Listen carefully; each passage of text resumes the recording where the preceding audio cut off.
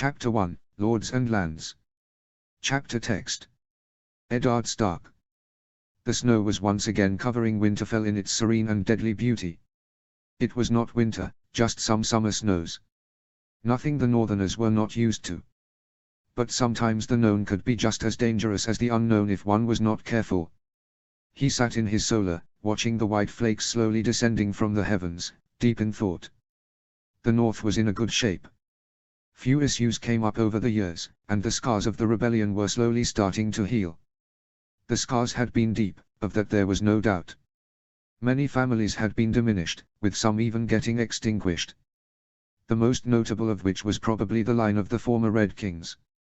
The last of their line had fallen in the fields next to the Trident, when a Dornish cavalry charge nearly broke the left flank.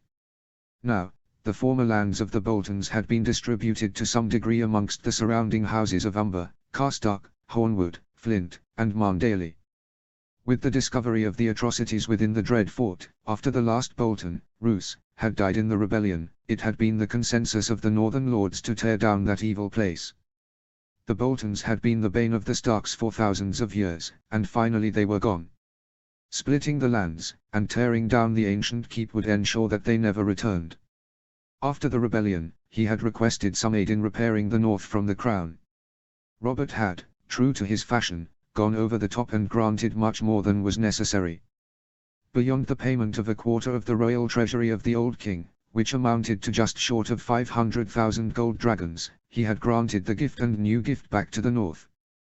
It had not been well received from the Night's Watch. However, in reality, since no proper governing system existed in the lands, the Watch seldom saw any actual tribute from it. At least Robert had compensated the loss with a pledge to properly organize the collection of taxes that were owed to the Watch.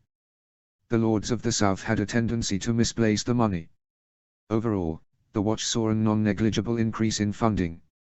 The gift was certainly a welcome addition to the North. The lands were said to be some of the most fertile north of the Riverlands, filled with many smaller lakes and streams, perfect for farming, fishing, and rearing animals. The mountains to the west also were said to contain some ores that could be mined. Overall, it was a very attractive lordship. He had even seen to it that the capital of Queen's Crown would be refurbished to make it lovable again. There was still one problem. There was currently no one to govern it. There had been ample requests from various lords to grant some lands to some of their sons. Others had requested to be granted the entirety of the gift. He had denied them without a single thought. If someone should rule the entirety of the gift, and rule it well, they could become one of the most dominant bannermen. Fertile lands, possible mines, plenty of forest and lumber, an already existing connection to the King's Road, and both eastern and western coast. Whoever would rule it, would be powerful indeed. But that posed the problem. If possible, it should be granted to someone undeniably leal to House Stark. Or better yet, to someone who was tied to them by blood. That, however, narrowed down the choices considerably. The Marndales were leal, having never broken faith since they were granted lands in the North. But they were already the richest house in the North, with plenty of military strength to back it up.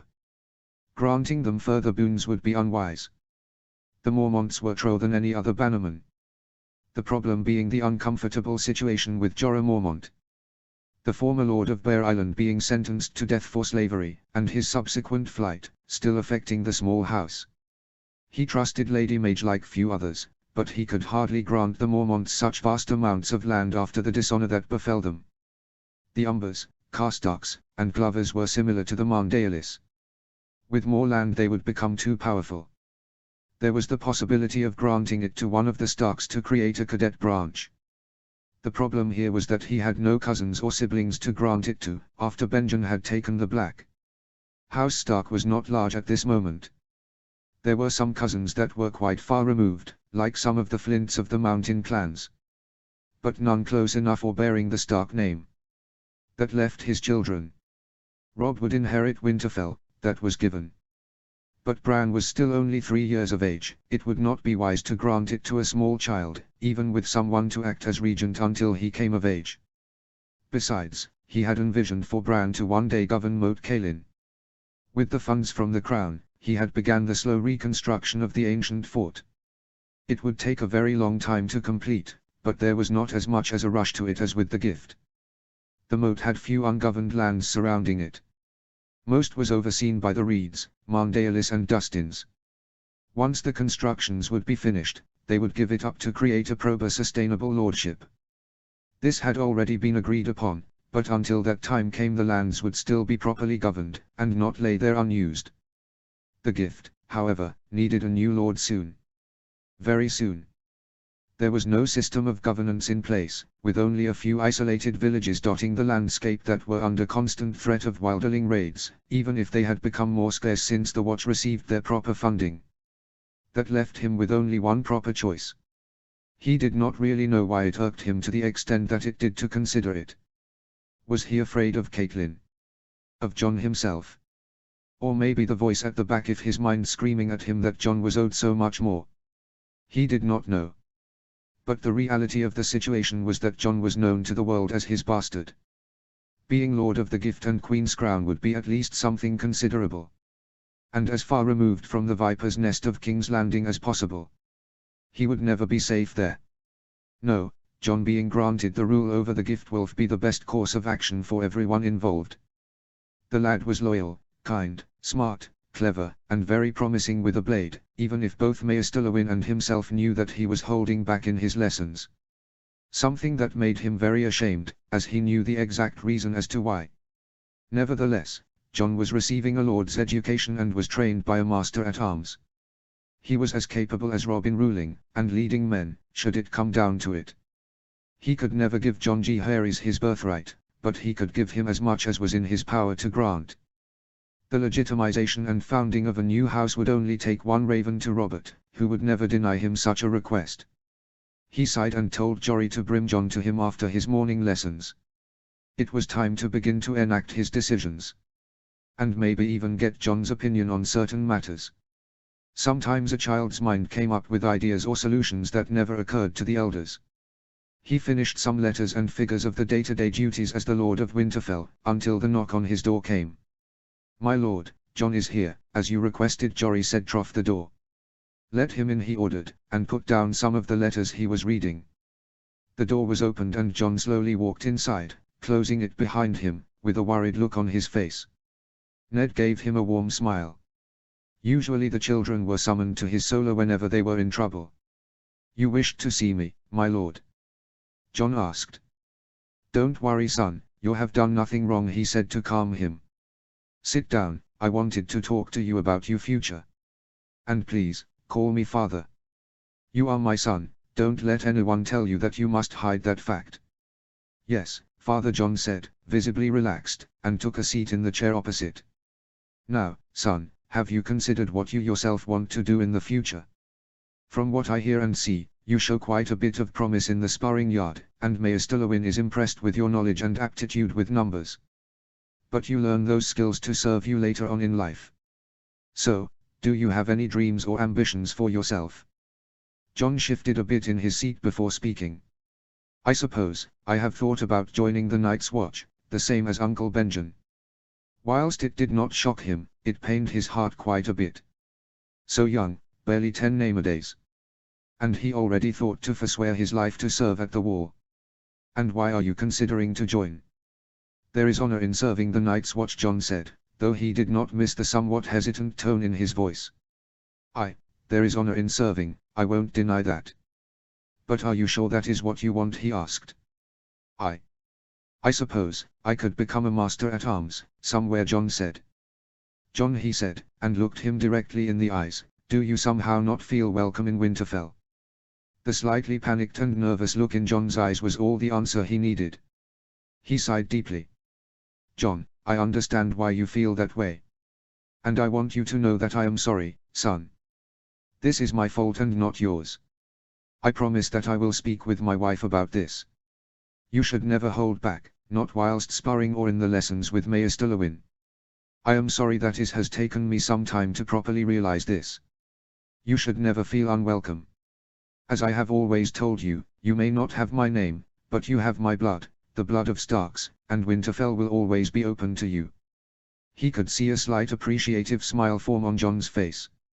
Now he continued, I asked you whether or not you had any dreams, because I have something that I feel would allow you to become your own man, to build up your own name.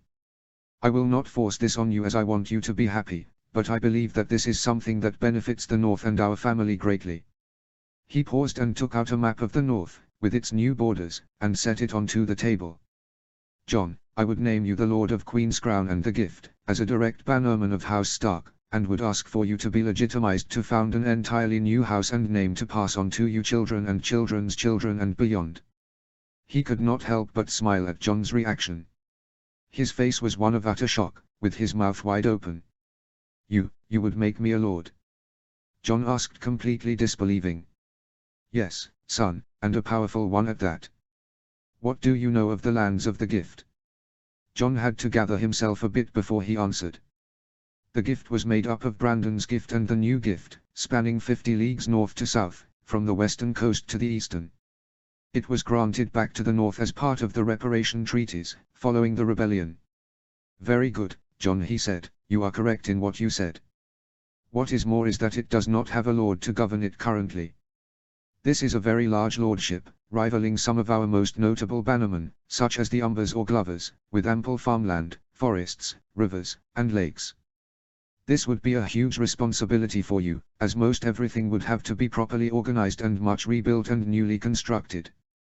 You would have my help, of course, but I want you to know that this is not something to take lightly.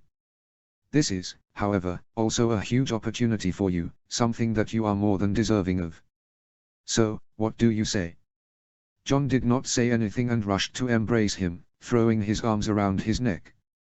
Thank you, father, thank you. I will make you proud, I promise, John said with tears in his eyes. You already do, he assured him, returning the embrace. Now, run along. I will have to organize a few things, but tomorrow we will speak more on your new lands and title. John nodded eagerly and rushed out to probably tell his siblings. Even if he had told John to keep it a secret, Robb and Arya always managed to get John to tell them everything. Now to speak to Kat. He sighed and made his way to find his wife. He should have guessed that it would not be an easy conversation to have. You would do what? Kat practically screamed at him. As I said, John will be granted the Gift as his lordship and become a bannerman of House Stark, he replied as calmly as he could. That be, he does not deserve it, she tried to argue. It should go to Bran, to one of our children. He sighed but continued. Bran will get Moat Cailin, once he is of age.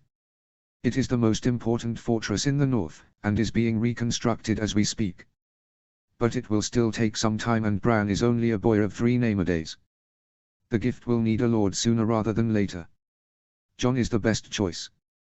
Kat looked like she wanted to argue further, but kept silent for the moment. Benjen is at the wall, I have no other siblings, no Stark cousins we could grant it to. And John is as smart and capable as any man. He will make a good lord, he said. But how do you know that he will not, she paused for a moment, seek more? Kat, he sighed. John loves our children, every one of them. I asked him of his dreams for the future, and he said that he could take the Black. A child of 10, prepared to swear his life away because he does not feel welcome in the place that should be his home. He held up his hands before she could interject. I know what you are going to say. But whilst he is being treated better than many bastards, he only has his siblings to compare himself to. And I spoke to Maester Lewin and Sir Roderick, he holds himself back because he fears that if he does well, he will be punished. Kat, I know that this isn't easy for you, but you need not be a mother to him. Just do not make a motherless child feel as if he is not allowed to be himself. He had no say in the circumstances of his birth, the sole fault lies with me, so please do not punish him for it. They sat in silence for some time. Kat looked between being still angry and slightly ashamed of her actions. So his mother is dead, then, she finally asked. She had obviously caught his slight slip of the tongue. He answered quietly. We are the only family he has left.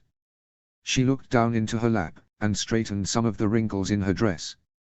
Kat, I do not want to fight over this. But you must understand that John is my blood, I cannot ignore him, and I love him the same way I love our children, not more, not less. I will strive to be better, she finally said, even though it sounded quite forced. When will he assume his new position? Officially, upon his majority, he said. Though, I believe, he will visit a lot prior to it. There is a lot of work still to be done. She nodded and stood up. By your leave. Thank you, Cat, for understanding, he said softly. She left his solar and left him in quiet contemplation once more. The snow was still falling outside his windows. The kids would have a lot of fun on the morrow if it continues like this, he thought to himself. Over the next moons, he threw himself into the organization of his plans. A raven was sent to the capital, informing Robert of his plans for John, something that he agreed to immediately. Furthermore, he noticed that John began to show his full potential more openly. Whilst Cat was still not overly friendly to him, she began to actually call him by his name and made an actual effort to be polite. Rob was astonished over the change. Most notably the fact that John actually much better in many aspects than him, be it in the sparring yard, or the library. At first, he knew that the two brothers would have a fallout over this, but in many ways it was the opposite. Rob now had an actual challenger of an age with him. That was not to say that Rob was now in John's shadow, he still excelled in many aspects, such as mounted combat and battle strategy. But he was no longer winning his spars with John because he was the heir. It pushed them both to become better than they were, and made them even closer as friends, much to his relief. Both Rob and John also joined him in many cases when it came to the planning for the lands of the gift. For John it was obvious, as he would rule the lands sooner rather than later. But for Rob it was an excellent lesson for his later time as Warden of the North. Having to appoint new lords to various castles and holdfasts happened more often than one thought. Admittedly, seldom on this scale, the distribution of the lands of the Boltons being the exception. Not too long after the decisions had been made, the three of them travelled to Queenscrown. He had received reports of it, of course, but getting an image for himself was always the better alternative. As it turned out, it was a good choice, as there was much that needed to be built, before it could become a proper seat for John. Queenscrown itself was a holdfast on an island in the middle of a lake. There once had also been a small village on the shore, however, it had rotted away with time. The holdfast itself was a large, round tower, made of carved stone. They landed on the shores of the island which had eroded away with time, and were quite tricky to navigate. Something would need to be done about that. Luckily, the tower itself was surprisingly still in decent condition. Inside the tower, the windows were all shattered and broken, of course, and the wood and iron of the doors and floors no longer in a suitable condition. But the overall stone structure was still in good enough shape that it would not have to be rebuilt, only repaired in a few places.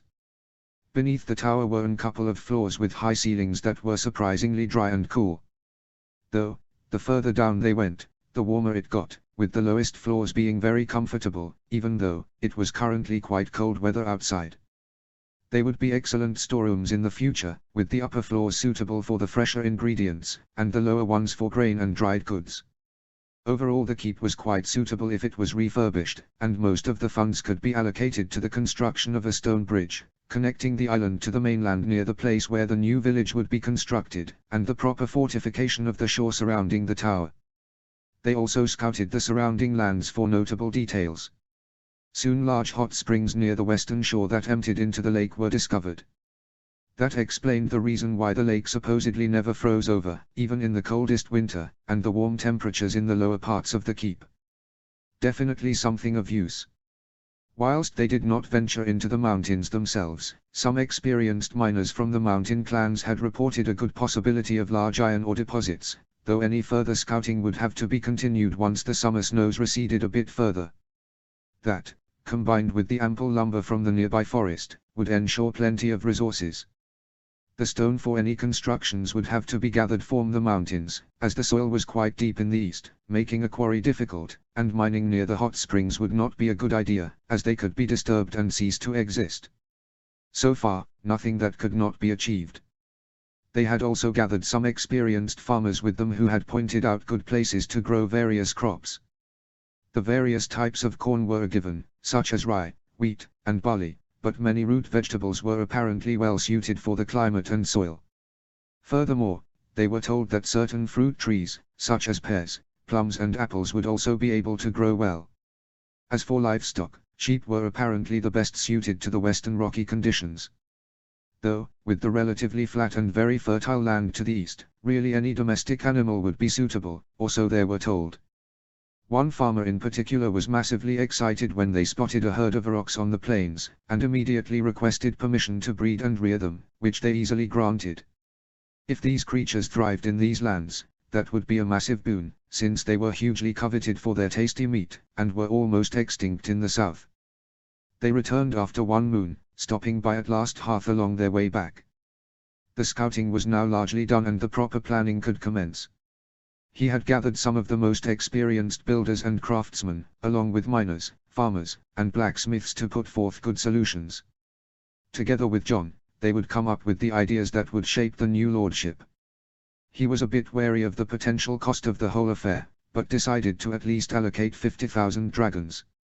Maybe they would not need it all, maybe they would need more, but it was a hefty sum to begin with.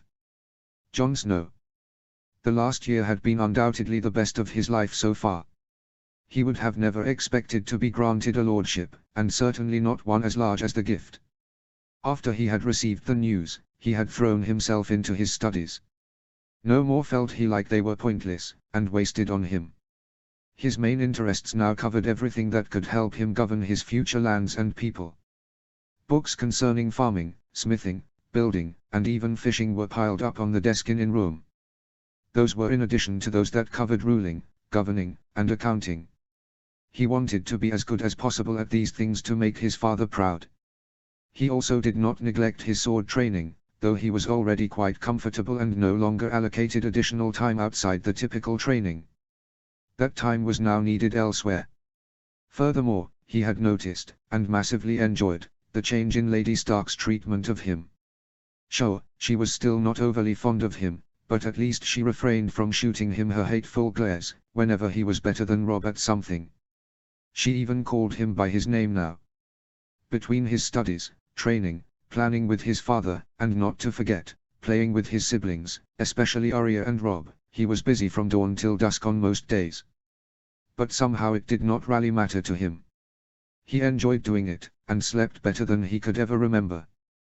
The trip to Queen's Crown had also been a wonderful experience.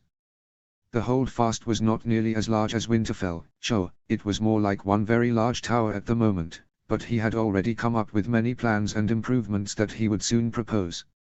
Firstly, he wanted to build a bridge of stone. That was something that he, father, and the builders agreed upon. Transporting everything by boat would quickly become tiresome and was also not cheap in labor.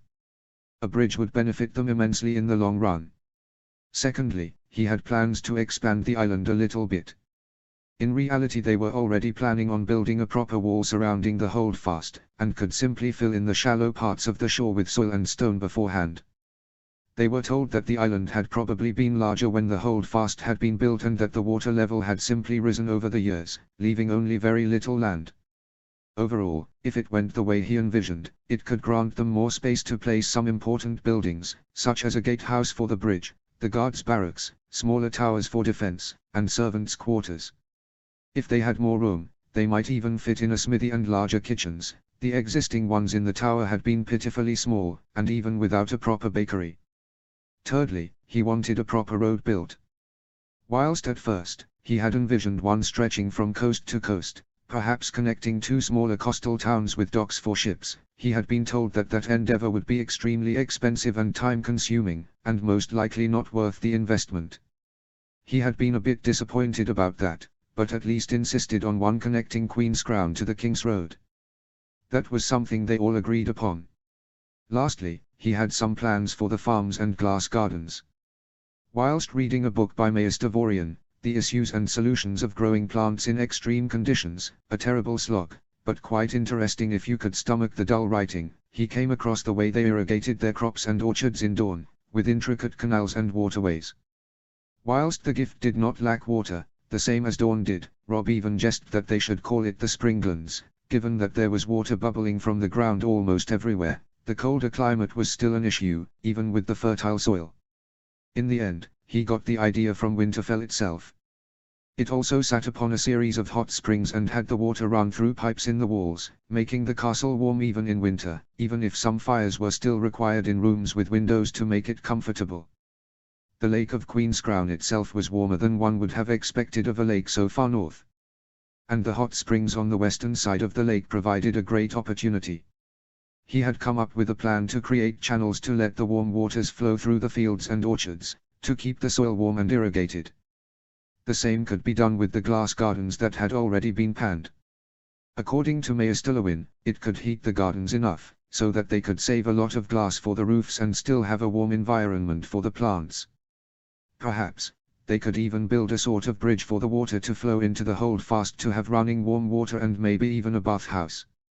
Though that would not be a priority and more of a luxury later on. Overall, he was massively excited to begin. He had more plans than he could ever realize, but planning such things was simply so much fun. He had even begun to plan for his new house. At first he had been a bit disappointed that he would not be a Stark, as that was something that he always wanted to be. But one day his father had pointed out that Sansa and Arya would most likely take on the name of the man they would marry, but that they would still be Starks, despite their names.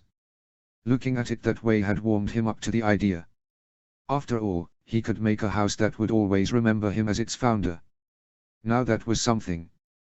Together with Robb, Arya and Sansa, Ha had tried to come up with different names and words for his new house.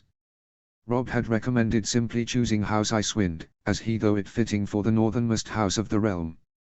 That one was not so bad, in his opinion, though not quite what he had envisioned.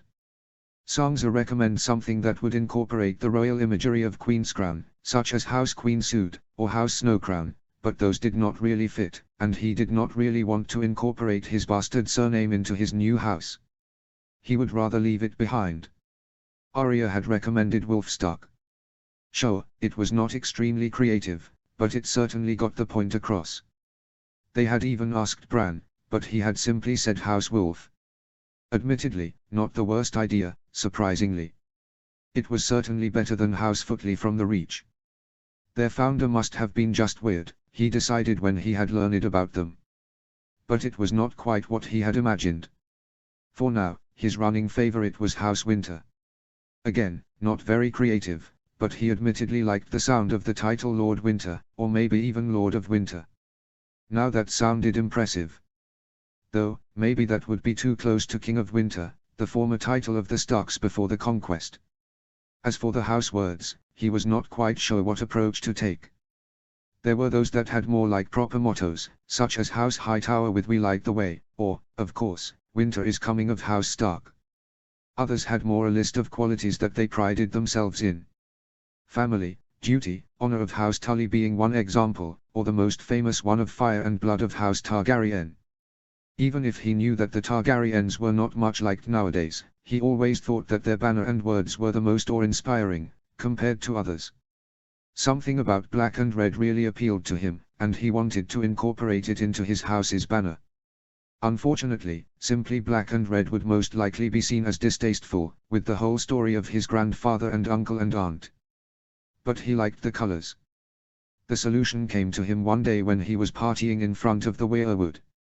He had never really thought about motifs, but when he looked up, the idea came to him.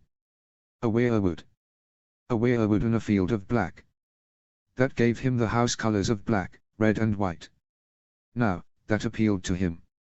He could even justify the field of black as an homage to the Night's Watch, as it was formerly their land that he would rule. The weirwood would not need to be explained as they were the symbol of the old gods. In fact, whilst Queenscrown had no proper godswood near the holdfast itself, as there was no room on the island, there was a massive grove of weirwoods that bordered the northern shore that he had seen when they had visited. A proper wall surrounding it, and connection it to the walls that were planned for the village on the eastern shore, and it would be as good a godswood as any in the north. If he went with the name House Winter, he also decided that he would incorporate some winter roses into the coat of arms. Maybe not on the simplified banner that would be painted on the shields of his men, or embroidered on two clothes, but on the official coat of arms, they could line the edges. Yes, that was something that he liked the idea of. As for the house words, he still had almost 5 years before he would be officially a lord, so he had ample time to come up with something. Until then, he would continue to read, practice, and make plans. He finally had a future he looked forward to.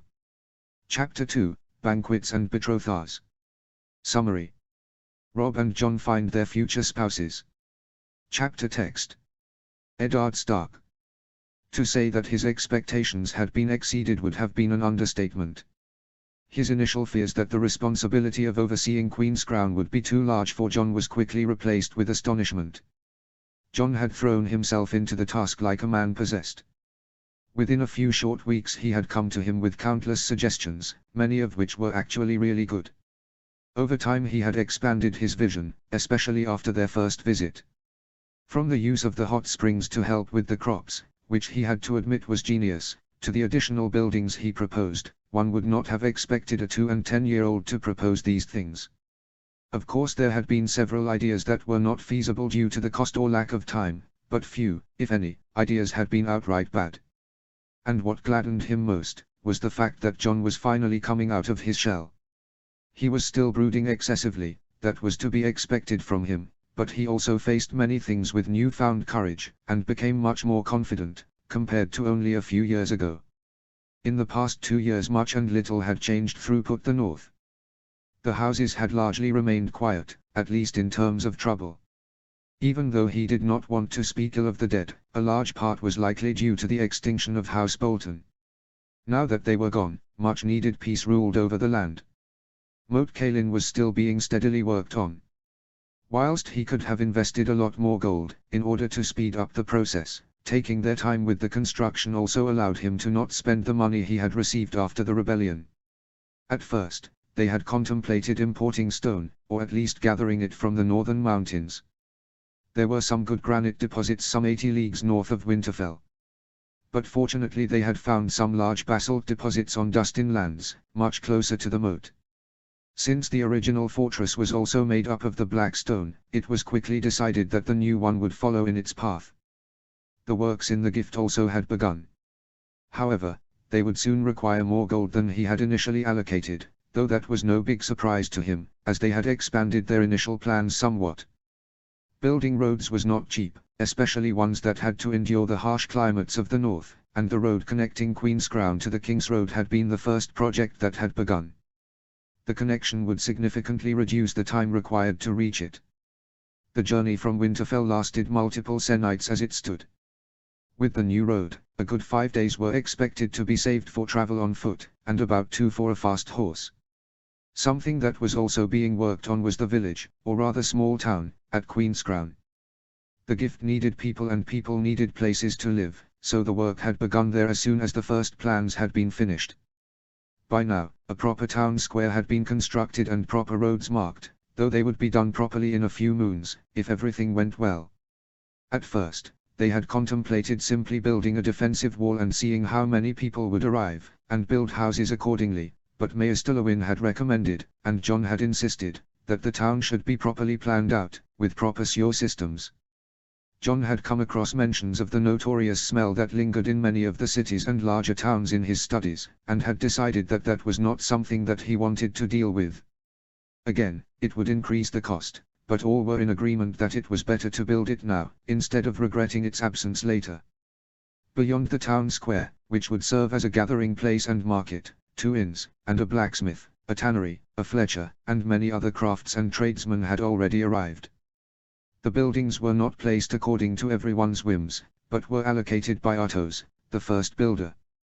To make it more attractive to move to Queen's Crown, they had decided that everyone that chose to do so, would get help in building their new home or shop, with the supply of materials being arranged for them.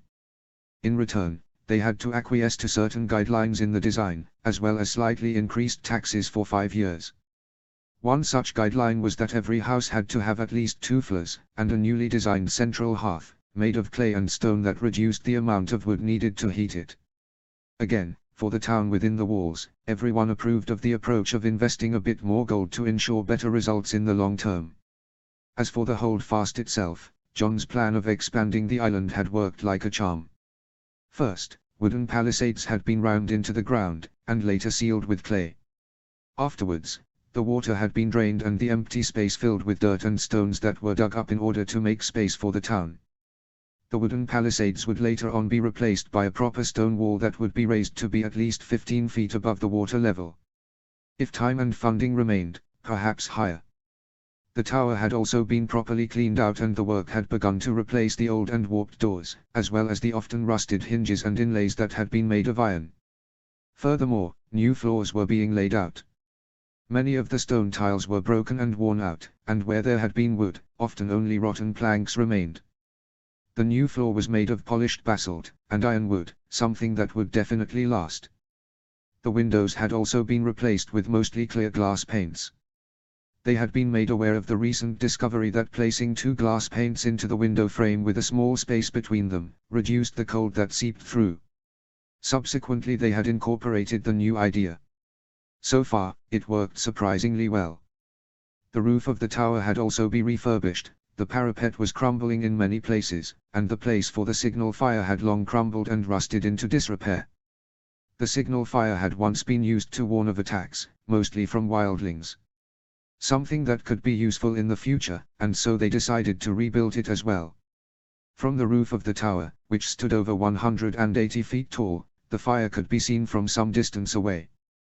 Beyond that, the bridge was also being worked on, though that was a more recent development, as the filling in of the island had to be finished first, so that the height matched and the bridge could be perfectly straight. It would be a couple more years before the bridge would be finished, but at least it was being worked on now. So far, everything was proceeding as well as could be. The slightly higher expenses were easily justified, and not in a scale that would be unexpected. Even at home in Winterfell, things were good. Robb and Jon still excelled at their studies. Sansa was similar, having taken a particular liking to needlepoint, something that she was immensely talented at. Arya was the wild little girl she had always been, though she got more mischievous with age, and Bran was beginning to dream about becoming a knight. A few days ago, Cat had even come to him with the wonderful news that she was with child again. Already, he had planned to invite all the northern houses to Winterfell after the birth. Even though it pained him to see all of his children grow up so fast, soon discussions about betrothals and marriages would have to be held, at least for Robb and Jon. As much as he hated to arrange such things for his children, the necessity of it was clear to him. For Robb, a northern match would need to be made. After he himself had married a southern lady, and had even fostered there, the relations within the north were most important now. The two most promising ladies for him would most likely be either Winifred Martindale, or Aelys Karstark. There were other candidates, such as Lyra or Jorel Mormont, or Moira Reed. Maybe even one of the elder daughters of the Great Jon, but politically, the first two would be the best choice at this moment. Jon was another matter entirely. As the founder of his own house, he would also need to marry, quite soon at that. Whilst for Jon he could look southward, it would not be likely that there would be many advantageous matches. Other than financial support, something that Winterfell could also provide, the location of Queen's Crown made it difficult to have advantageous matches that would encourage trade with the south, as everything would have to go a long way up and down the King's Road or be shipped through White Harbour. At least until a eastern, or western port could be constructed in Jon's lands. So, it would be most likely another northern match for him as well. The Reeds, whilst extremely loyal, were too far away, and could offer little in terms of assistance. The Umbers, whilst close by, had little to offer other than military support, as their own lands were nowhere near as fertile as the Gift, nor did they have many natural resources. The Mormonts were a good choice for Jon. They were close by and could help with establishing a presence and trade on the western coast. Aelys Karstark was another good choice, the same as she was for Robb, and could offer Jon more trading opportunities than the Umbers. Lastly, and probably one of the better choices, would be Wylla Martindale, Winifred's younger sister.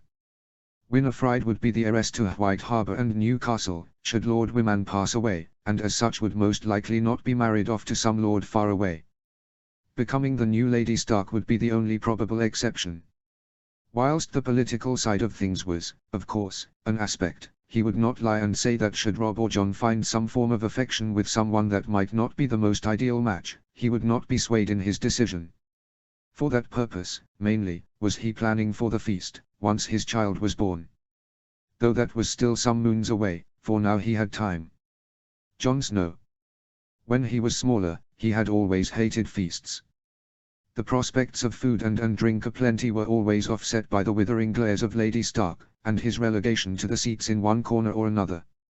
He was the bastard of Winterfell, and whilst she had never harmed him, she had always ensured that he felt as though he was not welcome. That included hiding him from the visiting lords to spare them the supposed insult of having to sit with a bastard. Oh, how times have changed. Sure, she still did not like him, she never would, he was certain, but now she at least allowed him to sit with his family at the high table. She had even allowed him to visit baby Rickon as much as he wanted when he was born, something that he was not allowed to do with Bran or Arya. He was not sure if the change in her treatment of him had occurred due to the prospects of him becoming a lord, or if it had been a reprimand by his father that finally had the desired effect. Either way, he was glad that he was no longer looked down upon as much. Now that were getting themselves ready for the feast, and that meant getting his hair cut. Theon had already mocked him thrice today about his reluctance to do so. Why did they not leave him alone? He simply liked his hair the way it was. Most of the notable northern families had come in some form or another. Umbers, Glovers, Marndalis, Ryswells, Hornwoods, Mormonts, Carstarks, Flints, and many others had made their way to the celebration that was supposedly for the birth of Rickon. He knew that in reality it was to find matches for him, and, more importantly, Robb. He did not really like the idea of it. Wooing maidens had always been more of Robb's forte. Nevertheless, he would try his best. It could hardly go any worse now that he was an actually somewhat desirable match, and his father had lectured him about the importance of securing the future of his future house. In reality, he simply wished that he and his future wife would not hate and another. He dared not hope for more. "What's got you brooding again, Snow?" The voice of Theon mocked from behind him. "Sad to see your precious hair leave." "For what?" Theon asked, taken aback by the strange answer. "That was the 4th time today that you have mocked my hair, Greyjoy." "Why, I almost think you are as sad as me to see it go," he mocked. "Pfff. Well, it is your best quality, makes you almost bearable to look at. I am only concerned for the fair maidens that will have to put up with your mug for the rest of the night." "Enough," Robb said from behind them, "are you two really going to fight over some bloody hair? We all know Jon needed the haircut. Otherwise, he might have been confused for a fair maid himself. Did you not just say we should not fight over my hair?" "Well, I was only stating a fact." "You two are unbelievable," he said and stood up to dress himself. "So, who do you have your eyes on?" Theon asked. "Leave it to the lecture to get right to the point. I myself find the Lady Dacey to be quite the catch. She'll cut off your cock and balls the moment you touch her, believe me," Jon said. "With your attitude and the fact that you are Ironborn, you would be lucky if that was all she took." Robb was trying to suppress a laugh, though failing miserably at it. "Theon, do you really have a death wish?" "Why, you underestimate my charm with the ladies," Theon defended himself. "Your charm comes from the silver our father gives you. Trust me, you better stay clear of any lady from Bear Island," Robb said. Theon scoffed. "Well then, who are you going to woo?" "Don't know," Jon answered truthfully. "Me neither," Robb admitted. "Come on. Where is your ambition? Your drive?" Theon asked. "Not everyone wants to plow every woman they come across," Jon said. "If I have to take a wife, I'd prefer it if she did not hate my guts, and we actually got along. Wouldn't want my new house to go extinct on my wedding night. So I'll actually try and talk to them." "Well, that is certainly a romantic statement," Robb laughed. "Though, I am inclined to agree, this isn't for a quick rump in the sheets. However, Jon, I think if you did get murdered by your wife to be on your wedding night, that would make for an excellent song. Lord Jon Winter, the first of his line, murdered on the eve of his most special day, ending his house before it even began. He leaves behind one rejoicing widow and, surprisingly, no children. The bards will love it." "Fuck you," Jon laughed. "Oh, you know I'm right. But unfortunately I don't think that will happen unless you decide to piss off one of the Mormont ladies. Now if there had been a Bolton maiden, I sure as hell would have never taken a Bolton. From all I've heard, those fuckers were creepy. Did you not hear what they found in the dungeons of the Dread Fort?" That's why I said it," Robb shrugged. "Now, I believe we should get going. Wouldn't want to miss the fair ladies, now would we? The beginning of the feast turned out like any other. The different northern lords came forward to the high table, which for once he also sat at, and presented themselves to his father. Most also introduced their family with them, though mostly their daughters. There really was not subtlety in the north. Whilst there was an organized meal with different courses, it quickly turned into a merry chaos of people drinking and eating together. After a glance from their father, both Rob and he left the high table to mingle with the guests. First he went to the table where the Mormonts sat. He had always enjoyed their company when they had visited previously. They had never treated him differently from any other who sat with them, and he felt a sort of kinship with the daughters of Lady Mage, as they were supposedly fathered by a bear in the woods. In all likelihood, it was not really a bear that was their father, but he knew the feeling of only knowing one parent. Jarell toasted him when he got closer. "Jon, it's good to see you. Come on, sit down." "Thank you, Jory," he smiled as he sat down. When they had met previously and Jon tried to call her Lady Jarell, she beat him hard enough on the arm for him to never do so again. Her sisters had followed suit, and now they were all only using their first names. It did not take long for a mug of ale to be thrust into his hands. "How are things?" "Oh, you know, I met a bear in the woods again," she grinned. "But other than that, not much has changed." Bear Island sure lives up to its name," he said and took a swig. Jory grinned at him. "It sure does. But that's not why you are here." Perceptive as ever. I'm supposed to get to know the ladies for potential betrothals." "My condolences." "Shut it," he laughed. "I'm being serious, though. My father plans to have me wed shortly after my legitimization." "Oh? Who are the candidates for your elusive hand?" Jory asked. "Pretty much everyone who is of similar age. Alis Karstark, Wyler Mandaeli, hells, he even mentioned you or Lyra." "Really?" Lyra piped up from her seat further down the table. "Now it gets interesting." She was 3 years his senior and, together with Jory, looked much more like their older sister Daisy than their mother or Alysanne. Where Mage and Ally were rather short and stocky, they were all tall and actually quite pretty, with their long, dark brown hair and grey-green eyes, though as deadly as any woman from Bear Island. Jory was only 1 year his senior but already almost exceeding 6 feet.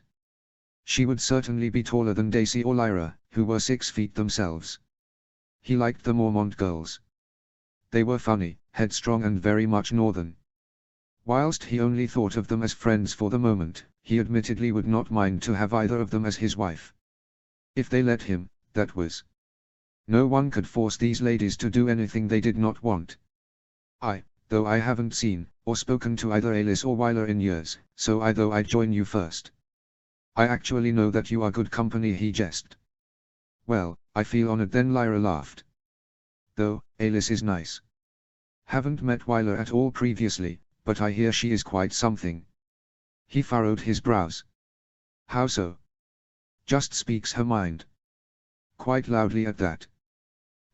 Now that doesn't sound familiar at all," Jon said and shot her a grin. "Fucker," he heard Jory utter under her breath, to which Lyra and he laughed. "She also colors her hair bright green." "Then I know how to find her," Jon said. "But first, let me enjoy your company." "So you enjoy our company, do you? Are you planning on arranging the marriage to either of us before the night is out?" Lyra teased with a grin. He felt a slight blush coloring his cheeks. "I haven't decided anything yet. And besides, I'd ask you first if you'd actually want to. I don't want to get gutted by either of you on the morrow." "That would certainly dampen the festive mood," Jory agreed. "Well, you can dance with me later after you have asked your other candidates, and ask me then," Lyra smirked, and he felt the blush creeping up again. He spent a bit longer at the Mormont table, enjoying the various tales from their home and telling some from Winterfell, and even Queen's Crown in return. He had never looked at either Lyra or Jory in other terms than friendship, but he had to admit to himself that he did not mind the thought. Jory seemed somewhat indifferent to it, but Lyra seemed open to the idea. Maybe she was only teasing him, though he knew that he would get a straight answer if he asked. Sure, she was 3 years older, but that difference would be so relevant in a couple of years. And he liked her. She was funny, pretty, strong, and, like any of her sisters or mother, extremely loyal. He could do much worse. He said his goodbyes after he had finished his mug, and went to find Wyler. He had contemplated telling them of Theon's intentions toward Daisy, but ultimately liked the idea of the smug face getting pummeled by her far too appealing to do anything about it. Wyler was indeed not that difficult to find, her bright green hair standing out like a sore thumb in the crowd of mostly dark-haired northerners. She was a few years younger than him, and definitely not as tall as the Mormonts, but still pretty. She was sitting alone, with no one to keep her company. Her father and grandfather were currently talking with some other lords further down the table, and Winifred was speaking with Sansa. "Lady Wyler," he greeted her as he approached the table, "would you mind if I took a seat?" "Not at all, Lord John," she said, and offered a small smile, though she did not look comfortable with the feast. "Not a lord yet, just John," he said, and sat down. "Then I am just Wyler." "Wyler," he repeated. "Forgive me if this too forward, but you do not look like you are enjoying yourself." She sighed. "I don't like these kinds of gatherings," she admitted. "We have them all the time in White Harbor, but I still don't like them." He gave her a smile in return. "Neither do I. When I was smaller I hated them even more. And today I am not allowed to enjoy myself as I would wish." "How so?" "May I speak plainly?" John sighed. "I insist," she nodded. "My father means to betroth my brother and me soon. You are one of the people that he considered for myself, and told me to talk to you," he said before he realized how that sounded. "That came out wrong, I am sorry. What I meant was that whilst I would have loved to get to know you as the person you are, now I am expected to consider you to be my wife. It just feels forced." "May I speak plainly?" Wyler asked with a small smile. "I insist," he echoed back with a grin. "I would love to get to know you, as a person. But I don't know if I want to marry you. I don't want to marry anyone really." He had to laugh at that. "Forgive me, but you remind me of my sister Arya. She always says the same, and I hardly fault you for that. I actually preferred it that you told me the truth. I wouldn't want to force you into anything. Arya always complains about having to do needlepoint and be a good lady. She would much rather ride or practice with a bow or sword. I don't mind needlepoint," she admitted, "but for me, I'd much rather have my own ship one day and explore the seas. Like the Seas Nook. A good dream. Perhaps your grandfather will grant it to you one day." "Hopefully," she agreed. "Is that the reason you do not wish to marry?" John asked. "The fear of losing that freedom." She nodded. That earned, she did not finish the sentence and instead blushed slightly. "Yes." John prompted. "You need not tell me, but if you do, you have my solemn oath that I shall not repeat it." She blushed further, and leaned closer to him. I do not like men," she whispered. "I prefer women." "As do I. So, I can hardly judge you for that preference." He grinned and toasted her with his mug. "My lady, I swear your secret is safe with me." "Thank you," she said, "for actually listening to me." He smiled at her. "Any time, Wyler. I really do hope your dream comes true. And if you ever need to escape a marriage, I will soon own a tall tower where I can lock maidens up in," he said. "Though, I am afraid that I am still lacking a dragon to guard it." She laughed heartily at that. "Then I will have to do without the dragon. But I will keep the offer in mind for the future." They continued to jest and laugh around. Even though she had been a bit sullen at first, she was soon full of energy and life. She definitely reminded him of Arya the more they talked. "Who were your father's other recommendations, beside my humble self?" she eventually asked. Besides your humble self, he mentioned Lyra or Jarell Mormont, and Alis Karstark." Only met Lady Mage and Daisy previously, and haven't talked to the rest so far, but you looked like you got along with them." "I do," he agreed. "They are nice. We've met a couple of times previously, most years someone from Bear Island comes to Winterfell."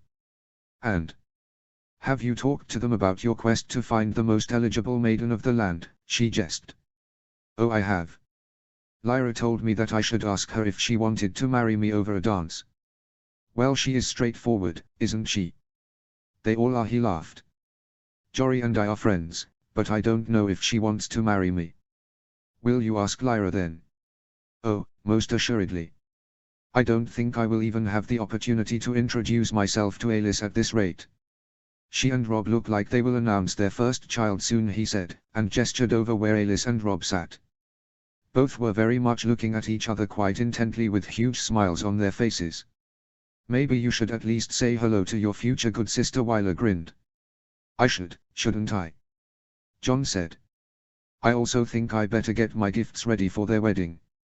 By the looks of it, we don't have much time to prepare. The Raven carrying the invitation will probably arrive at White Harbor before we do, she said. My grandfather probably won't like it. He wanted Winifred to be the next Lady Stark, though it seems his dreams have been squashed. Well, at least she can inherit White Harbor.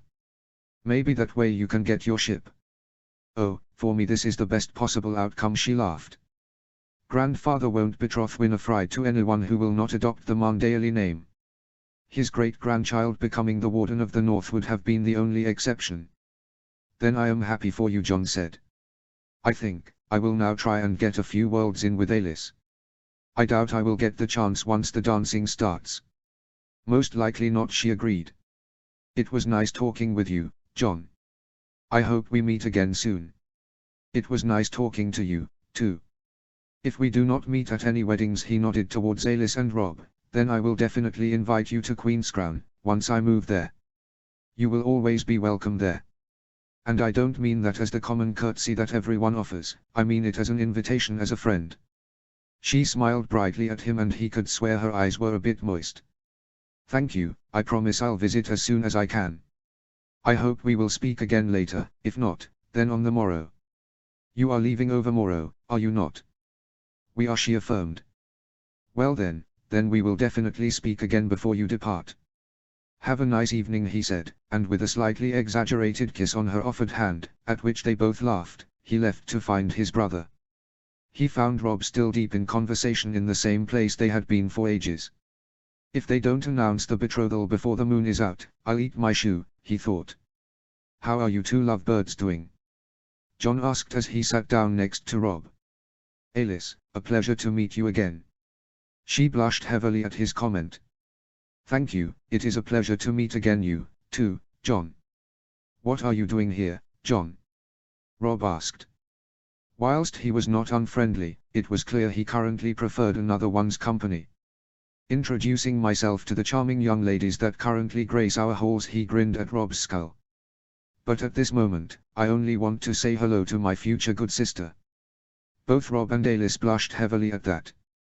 He knew he was being a nuisance with his teasing, but there had been so many other occasions where Rob had done so to him previously, he felt no shame in repaying him a bit now.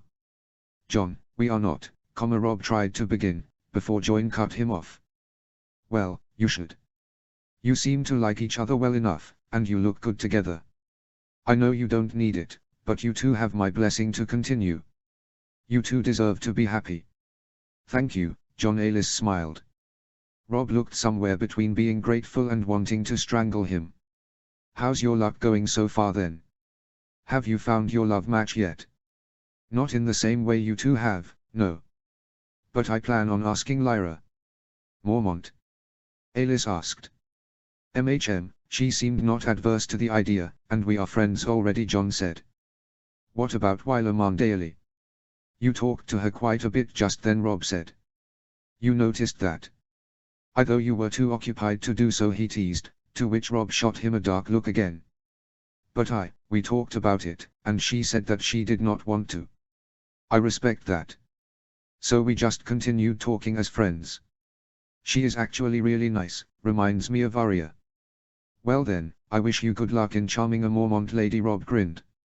Thank you, I might need it, John laughed and stood up. I will now leave you alone and stop my teasing. You two enjoy the rest of the evening. And Alice, I commend you for being able to put up with Rob for as long as you have, and sparing the rest of us. I appreciate your sacrifice for the greater good. With that, he left them, and narrowly dodged the empty mug that Rob threw after him, laughing along the way. Not soon after, the tables were pushed aside and the dance floor opened. To his utterly immense surprise, Rob and Alice were some of the first to arrive in the middle. He looked towards the Mormont table and gathered his courage to ask Lyra for a dance. He had become more confident in the last years, sure, but he was still bloody anxious to ask her. Jesting over drinks was something different from asking someone to marry him.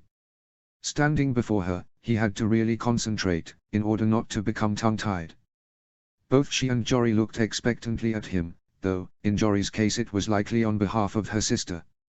"Lady Lyra, would you honor me with a dance?" he asked, and tried not to blush. "Why, of course, Lord John," she replied with her own exaggerated politeness, and took his offered hand and followed him to the dance floor. It was a bit funny, as she was still slightly taller than him. He was not small by any means, but she had simply a few years on him. She was a surprisingly good dancer, and he was now very glad that he had partaken in the dance lessons, the same as Rob. They danced in silence for a while, her black and green wool dress flowing elegantly with her movements. She was beautiful, he noticed for himself. Not that he had ever considered her to be otherwise, but it was a different realization now. Her long, dark brown hair flowing down her back, with two small braids tied back, her pretty eyes, and her beautiful face with the few small and faint scars on it, that really made her only more appealing. He could really imagine marrying her. So he finally said, when they arrived at a slower dance, "You probably know why I asked you for a dance." "You mean you did not do it solely for the pleasure of my company?" she grinned.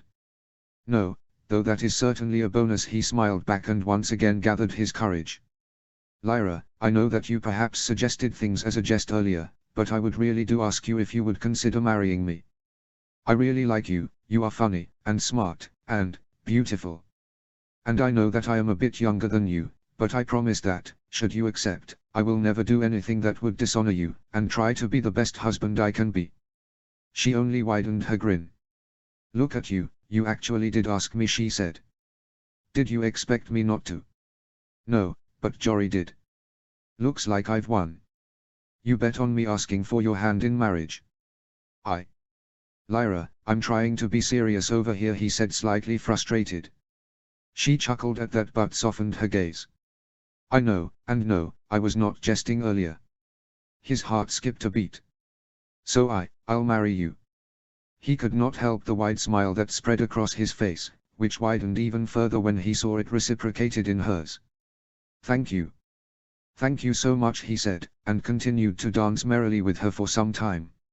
Occasionally, he saw Rob and Alice with equally happy faces. They probably had a similar conversation. They once swapped partners so that he was dancing with Alice and Rob with Lyra. His suspicions were confirmed, as she told him that Rob had also asked for her hand. He even danced with Wyler later on, and soon his feet hurt quite badly. A welcome distraction from the pain occurred when, despite the warnings, Theon had attempted to charm Daisy. Lyra later told him that he thought it a good idea to grope her behind.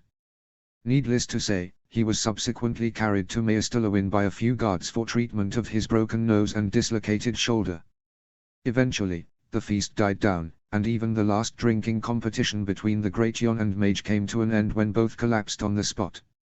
As he also felt the exhaustion, he bade Lyra, Jory and Wyler, with whom he had sat and laughed together after the dancing, good night and retired for the night. Eddard Stark.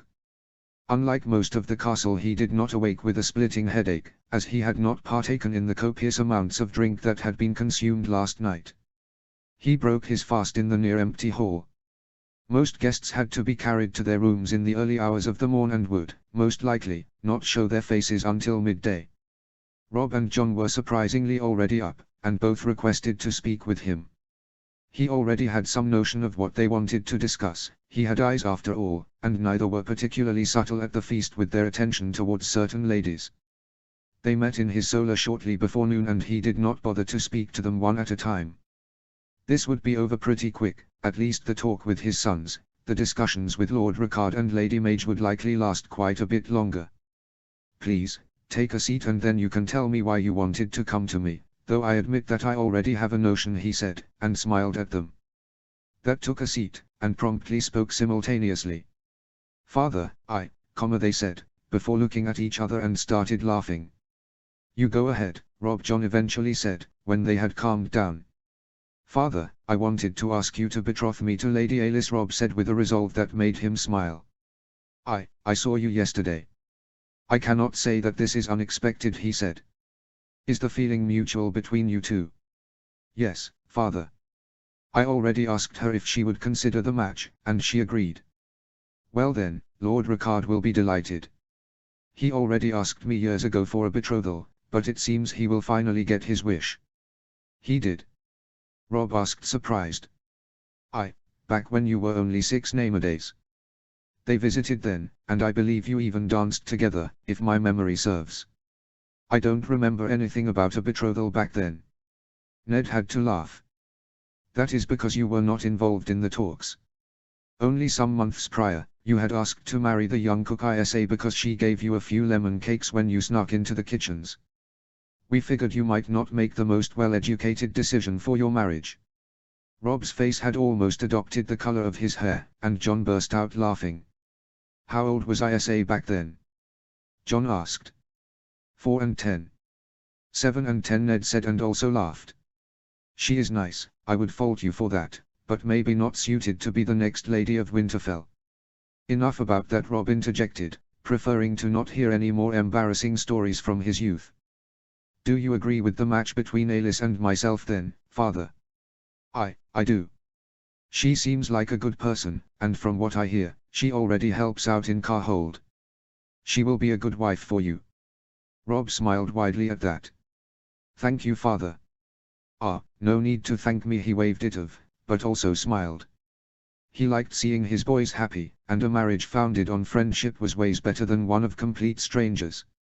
I will discuss it later on with Lord Ricard, maybe he will even allow for Alis to foster for a few years, so that you can get to know each other even better. I would like that, Rob agreed. Now, John, I take it you wish to speak of similar matters. Yes, father. Though not about Alis, he said, and shot a quick grin at Rob. I asked Lady Lyra for her hand and she said yes. As you mentioned her to me previously, I would like for you to betroth us properly. Yes, I always thought that you got along well with the Mormonts. Lyra also seems to be a good match. Whilst not the richest house, the Mormonts have always been loyal to House Stark. You definitely have my blessing for this. John now also smiled broadly at him. Now, run along, I have some betrothals to arrange. The two hurried out of the solar, being so kind as to shut the door behind them. He quickly sent Jory to find Lord Ricard. He would get him out of the way first, as Lady Mage was always less stressful to deal with. It did not take long for him to arrive, he had also probably already figured out why he was being summoned. Lord Stark he greeted with a quick bow when he entered the solar. Lord Ricard, please take a seat. Ned gestured to the seat Rob had vacated not too long ago. A few years ago, you came to me, wishing for a betrothal between your daughter Alis and my son Rob. As I said, I was not considering betrothals at that point, though that is something that has now changed. With that being said, I take it that this is still something you are interested in. Ricard nodded. Lord Stark. And from what I saw yesterday, they seem quite fond of each other. That they do, he agreed. Lord Ricard, I have already told my son that I approve of the match. I think it important to renew our familial ties once again, and hope that this could also become a healthy and happy marriage. Thank you, Lord Stark, Ricard said, obviously pleased with the arrangement. I am certain that this will be to the benefit of the whole North. I am sure it will. Now the remaining discussion is the time of the wedding and the dowry. Though I would also like to extend the offer to foster the Lady Alis for a few years, until she comes of age, so that she and Rob may get to know each other. I see no problem with that, Ricard said. As for the wedding, I would like it to be once Rob has reached his majority at the earliest. That sounds feasible, he agreed. If we arrange it for a few weeks after his name-a-day, it would give it a good time frame. And the dowry? So far it was at 1 chest silver. That seems a fair price, Ned said. I will not count coppers over what appears to be a good match. The North has suffered much, we need not extort one another over dowries. Well said, Lord Stark, Ricard laughed. If only everyone had as much sense as you. I take it then that these terms are overall agreeable. They are. Very good, I will put it in writing later and send for you so that we might put our seals to it, Ned said and rose, offering his arm, which Ricard eagerly shook. I look forward to it, he said, and with that left the solar. One down, one to go, Ned thought to himself. He did mean what he said about not wanting to counting coppers. Many wares had become more expensive after the rebellion, as everyone had to rebuild. With the exception of the Reach, perhaps.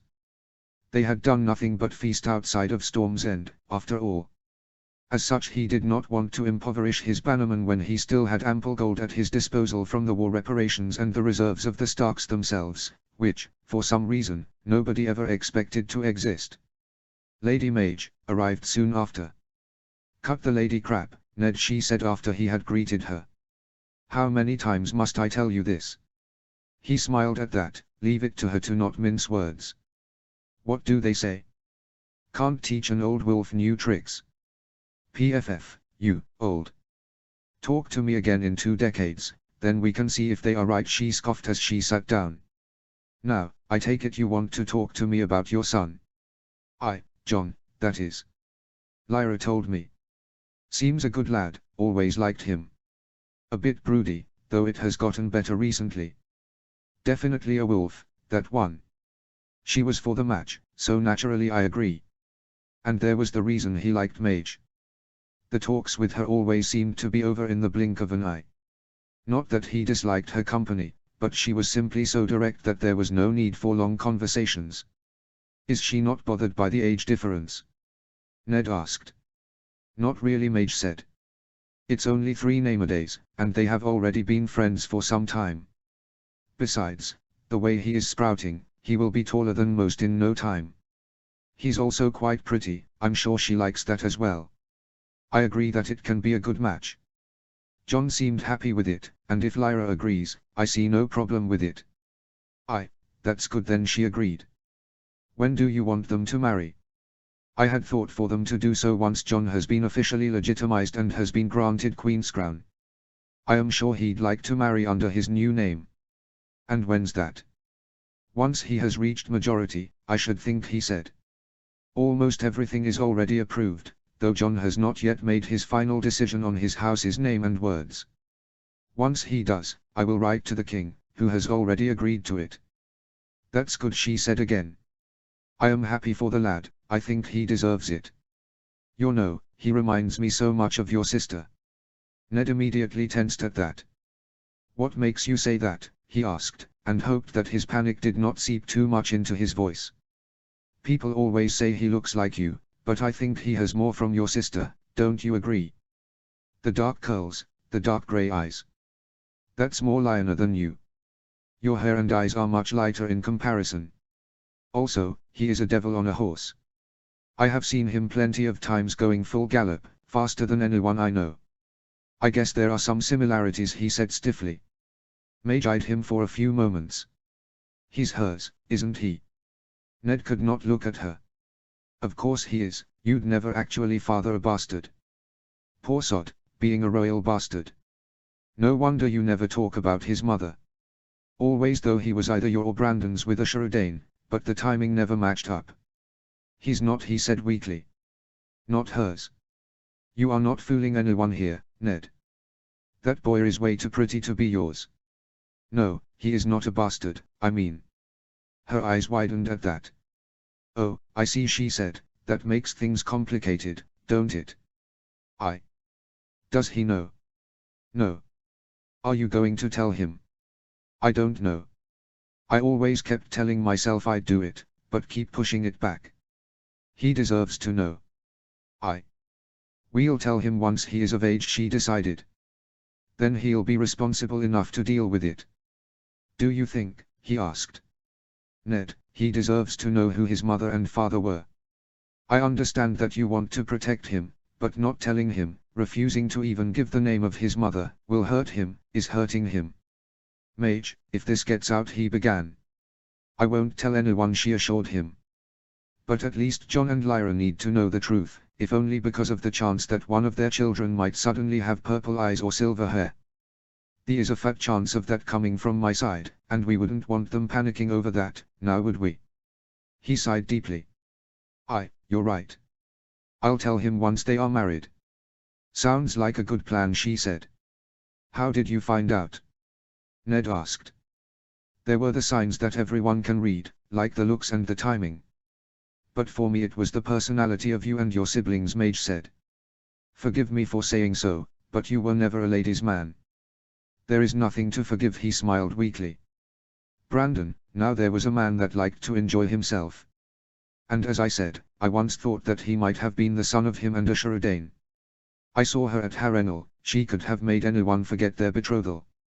Ned tried to hide his pain and misery at her words. Ash would always be a gaping wound for him.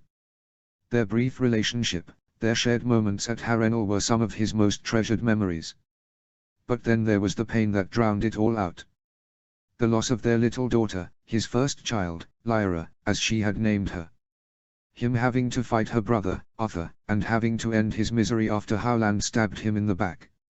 And her death had been the final straw. Now, he could barely stand to hear the name of her without wanting to break down and cry.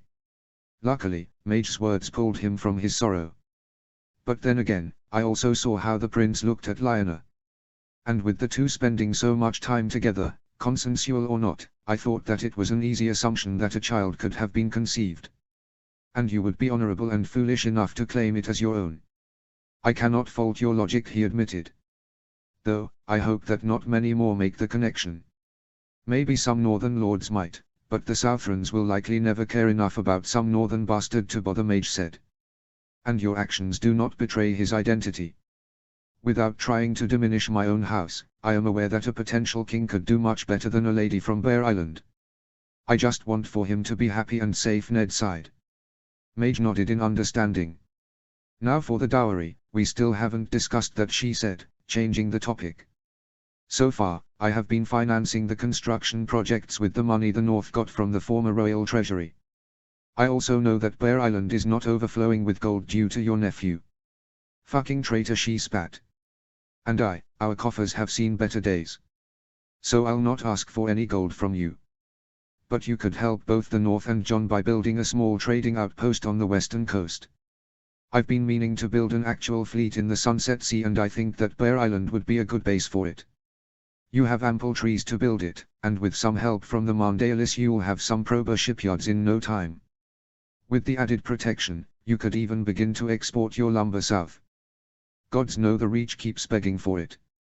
So you want us to build the outpost as the dowry? Mage asked, somewhat skeptical. It could be used for proper trade with Bear Island and the south. Maybe throw in a few bear pelts to keep John and Lyra warm, and you'll have a proper dowry, Ned said. The fleet is removed from their marriage, and something that I would finance. But I want the North to thrive, and I think that that could really help. We will have to speak on the plan for the fleet once more, after I have thought about it some. But the dowry sounds good. We'll build you a nice outpost, Mage said. And John can have as many bear pelts as he wants. I hear he likes the color black, I'll give him something to work with. They talked a bit more about mundane matters, such as the rest of their children, but soon Mage left, leaving him to do all the paperwork that needed to be seen to. In the end, despite someone else knowing his secret now, he felt much lighter than before.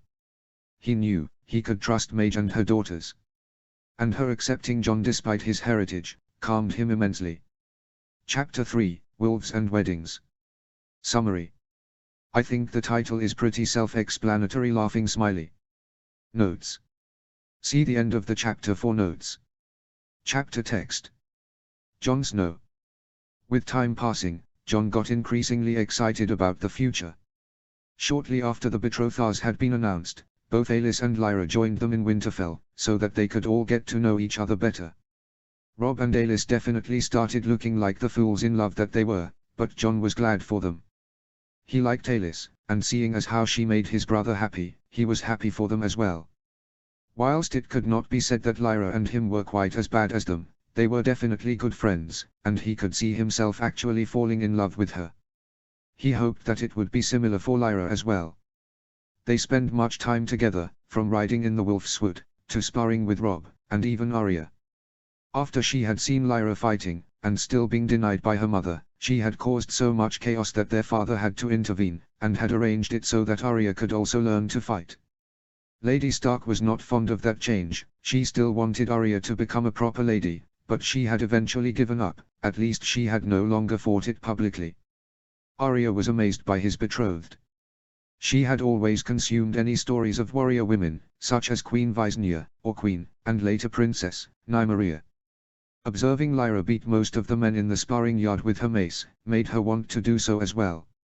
Unfortunately, due to her smaller stature, she had to contend herself with a thin longsword, something that she had gladly accepted, after Jon had pointed out that she now had her very own dark sister. Luckily for Jon, he had another growth spurt, and had soon caught up with Lyra.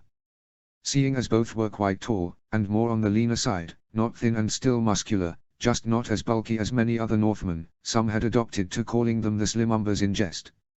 In the sparring yard, whilst he won most of the bouts, if he trimmed with her, he always came out more bruised than if he spent the entire day fighting with Sir Roderick. She certainly knew how to beat up her enemies. He pitied any who actually tried to stand against her. And according to her, Daisy, her sister, was even better. He made a mental note to never test that claim. Beyond getting bruised by his betrothed, Jon also continued to spend ample time reading books, and making plans for Queen's Crown and the lands that were to be his. The trading outpost, being constructed by the Mormonts, was beginning to take shape quickly, and they had begun to construct a clear road, connecting it to his holdfast. Whilst not as pretty and well made as the one connecting to the King's Road, it would serve well in enabling trade along the coast of the Sunset Sea. He had visited on several more occasions, this time together with Lyra, to oversee the progress that was being made. The bridge Ha had so desperately wanted was nearing its completion, and Artos had assured them that it would be built by the time they moved in. The holdfast itself was looking better than ever.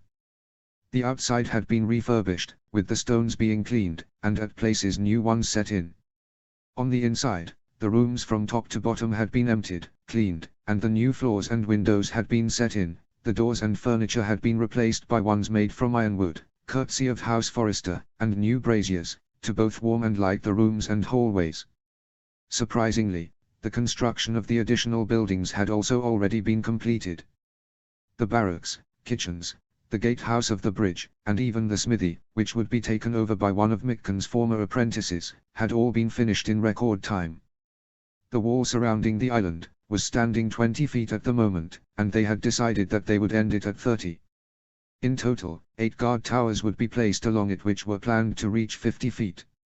On the south side, they had also built a gate off the wall which led to a small jetty. It was, of course, heavily guarded as well, with double iron gates and plenty of murder holes, but they decided that in the event of an attack, the option to either escape, or smuggle supplies in by boat, would be quite beneficial, even if it added a small weakness. The last time he had visited, he had also been very happy with the progress made in the town on the eastern shore. It had grown rapidly and definitely could no longer be called a village. On several occasions, the temporary wooden palisades guarding it had to be torn down and built further away to allow for more houses to be constructed. As it turned out, the offer of a proper house and good farmland started to attract many people from all throughout the north and even some from the south.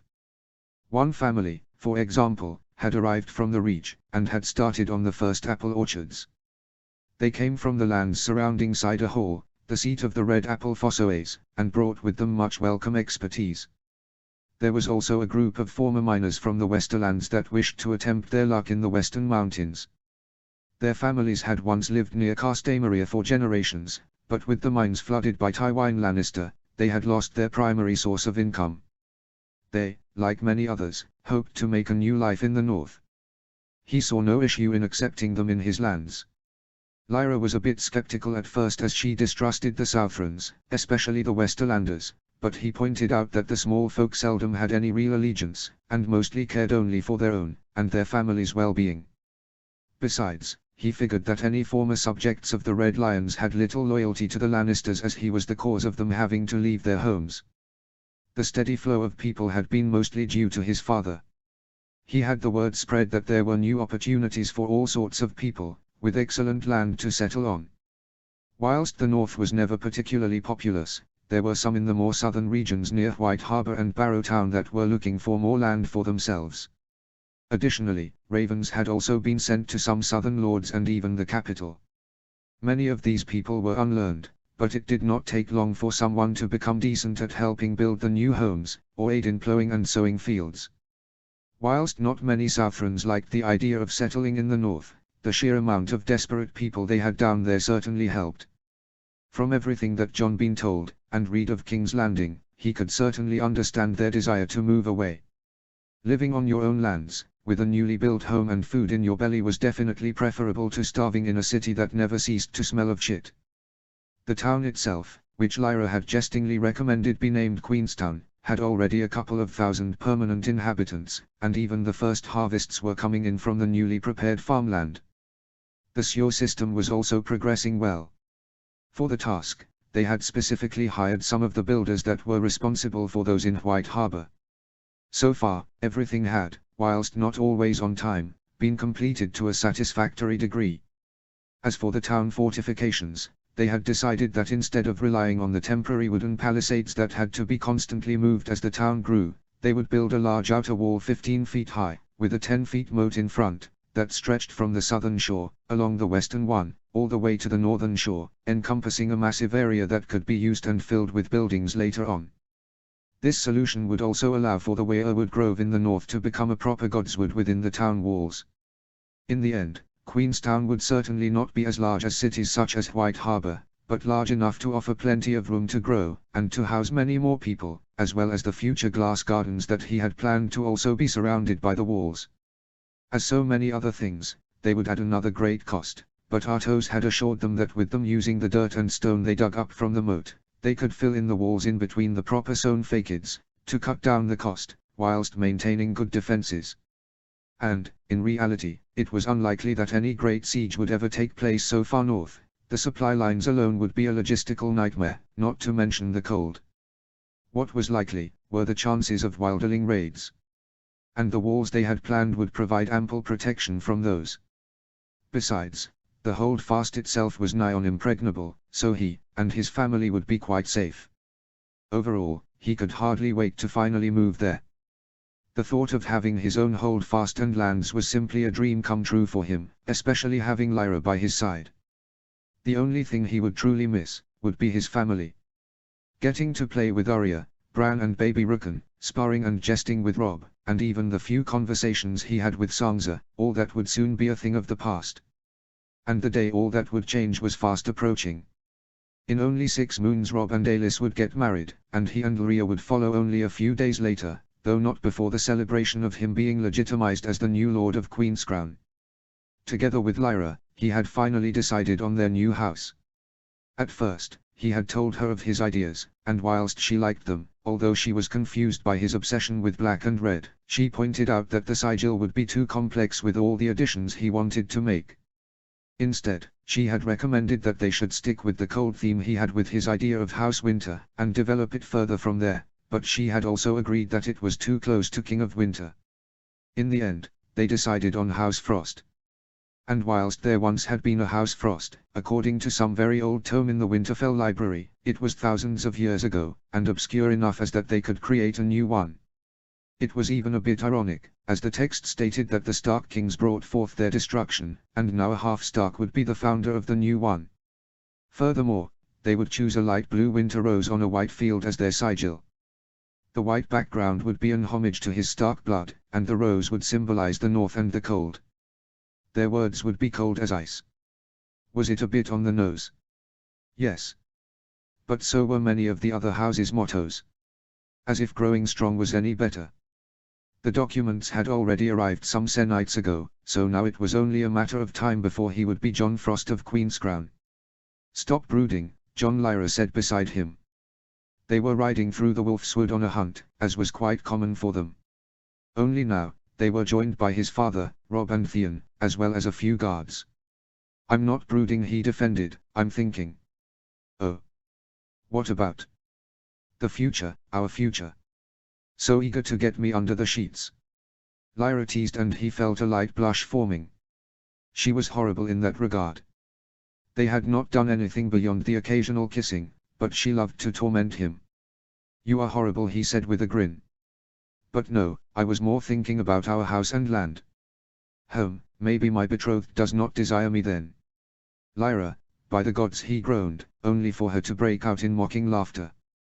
He simply doesn't know where to put it, Theon said as he and Robb rode up beside them. I know where to put it. Jon sighed in frustration. You lot are really horrible, you know. Simply relishing the time we have left, Snow Theon said. You'll miss me when you're gone, just you wait. I highly doubt that, he mumbled. Besides, why aren't you lot teasing Robb? He's getting married even before me. He is much more used to the squid's antics, Lyra said. Doesn't result in the same blushing maiden as it does with you. If there was anyone who disliked Theon more than Jon, it was Lyra. The people of Bear Island constantly had to fight off Ironborn raids, and as such hated them with a passion. Even after 2 years she seldom referred to him by his name. I, the fair maiden of Winterfell, even prettier than Sansa, Theon laughed, long having learned to block out the insults from her. The next time we spar, I'll whip you bloody, Greyjoy, Jon said. You better be behaving back there, his father said from ahead, causing them to cease their bickering for a while. They rode for a while longer, chatting comfortably along the way. Though, as it turned out, Robb was not as immune to the teasing as Lyra had claimed, something which he gladly took advantage of. They came to a halt when they saw a massive stag dead in front of them. They got off from their horses and went closer to take a proper look at it. Must have been some beast that fell, that giant, one of the guards remarked. I doubt it lived long after, though, Jon said. Look at the bloody antlers. One is even broken off. The thing that killed it is likely lying somewhere not too far away. Jon's right, his father said. We should look for it, just to be sure. They split up into smaller groups to search the surrounding area. It did not take long for some of the guards to find it. Lord Stark, over here, one of them shouted. They found the wolf in a small depression close to a stream. That's a freak, Theon said as they got closer. Look at the size of it. It's a direwolf. Tough old beast, his father said as he pulled the broken-off antler out of the wolf's throat. There are no direwolves south of the wall, Jory said. Now there are 5, Jon said as he picked up one of the pups that were trying to suckle at their dead mother's teats, and handed it to Bran, who was holding out his hands for it, eagerly accepting it into his arms. They won't survive long without their mother. It would be better to give them a quick death. No, father, please, Bran begged. Father, Jon said, there are 5 pups. 3 male, 2 female, 1 for each of the Stark children. They were meant to have them. What about you? His father asked. I am not a Stark, he shrugged, though it admittedly hurt a bit. The direwolf is your house's sigil. Very well, but these are no pets, these are dangerous animals. You will have to care for them alone, they will be your responsibility, his father said to Bran and Robb. They both quickly assured that they would do so.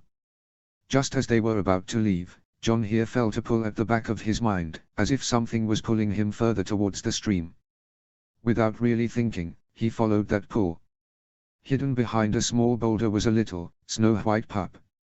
It was walking somewhat clumsily on its little paws, but it was not making a single sound. Unlike its siblings, it already had opened its eyes, which were as red as the leaves of a weirwood. As soon as he picked it, or as it turned out, him, up, he felt a sense of belonging. He could almost feel the comfort, relief, and slight anxiousness of the pup. That one's yours, Jon, Lyra said as she eagerly came towards them and started petting the soft white fur.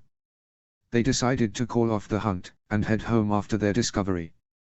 The return of direwolves to House Stark was a monumental event, much more important than any prospects of a roasted boar for dinner. Arya immediately rushed to her pup, as did Rickon. Sansa tried to maintain her grace, but Jon could tell that she was also excited. They soon were all dotting on them, and, as per Maester Lewin's recommendation, they started feeding them warm milk by soaking rolled-up pieces of cloth for them to suckle on. Whilst the rest of the little wolves yipped and made plenty of noise, his pup made none. No whine, growl, or bark, not even his paws made any sound. It was a bit eerie, but he did not mind, and decided to call him Ghost for it. With the white fur and the silence, he thought it fitting. Lyra agreed with him, and fought him for the privilege of petting him. It warmed his heart that she also liked his new companion. There were further things that set Ghost apart from his litter mates, apart from his coloring, the others being mostly grey or brown, with Rickon's being black, but also in that he had already opened his eyes, and walking, albeit somewhat clumsily. Theon had called him the runt of the litter, and true, he was currently a bit smaller than the rest, he was already much more independent. Despite the fact that he would never carry the name Stark, he was glad that he had found Ghost. It proved that he was, without a doubt, descended from the kings of winter, and that Stark blood was flowing in his veins. The odd feeling at the back of his mind had also only gotten stronger. He could sometimes wish for Ghost to do something, like coming to him, and he would do so without any prompting. He had even experimented with him ordering Ghost to walk in a circle. He had, surprisingly, done so. Arya had asked if something was wrong with him, but he had waved it off as him playing. He was not quite sure of his newfound connection. Over the following moons, things mostly remained the same. They remained in Winterfell, and he mainly focused on training Ghost, and spending time with Lyra. He also read up on skin changers, or wargs, as those who controlled wolves were known. Old Nan had mentioned them in some of her stories, but seeing as how he was sometimes observing himself sleep through Ghost's eyes, he figured that he was also one. He had not told his sibling, so far. Nor had he asked them if they felt something similar, but he had told Lyra. Much to his surprise, she told him that she and her sisters were also skin changers. According to her, they did not tell anyone, as skin changers were met with much distrust, especially in the south, but seeing as he was also one, she did not mind. Her sisters and she had bonded, unsurprisingly, with bears. Lyra had a snow bear she had named Fluffy. It was certainly funny, picturing the massive, and dangerous beast with such a cute name. Lyra had assured him that Fluffy was very well behaved, and so, if time permitted, Jon would arrange for Fluffy to be brought over to the mainland. Alysanne and Jory's companions were black bears, and Dis's was a brown bear. Lyanna had not yet bonded with one as she was still young. Lyra also taught him how to control his abilities better, and told him that with enough practice, he could even skin change into animals that he was not bonded with. So far, he had occasionally practiced on a few rabbits and owls he had met in the woods to moderate success, though she assured him that it would become easier with practice. With Ghost it soon felt second nature, and he could see through his eyes whenever he wished. The little pup, along with his siblings, had grown immensely in short time. They had soon surpassed any of the hunting dogs and were now the size of a small normal wolf. Ghost was also no longer the smallest of them. He had quickly caught up, and even surpassed all except for Robb's Grey Wind.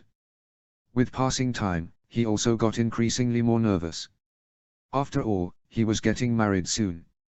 Alis was especially nervous, as she and Robb would get married first and she would become a Stark. That carried certain expectations with it.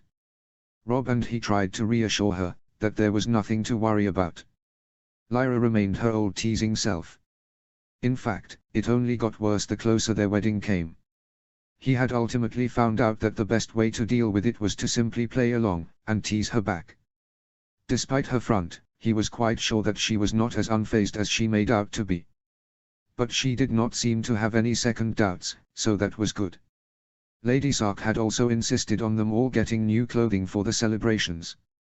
There were the obvious wedding gowns and maiden cloaks for Alis and Lyra that were being worked on, with Sansa eagerly lending her hand for the embroidery, but also fresh doublets and cloaks for Robb and him. Whilst Robb's were in the standard Stark grey, his were mostly black, though with accents of his new house colours of white and ice blue. He slightly mourned the loss of the black and red, but he supposed that he could still wear black. It had always been more his colour.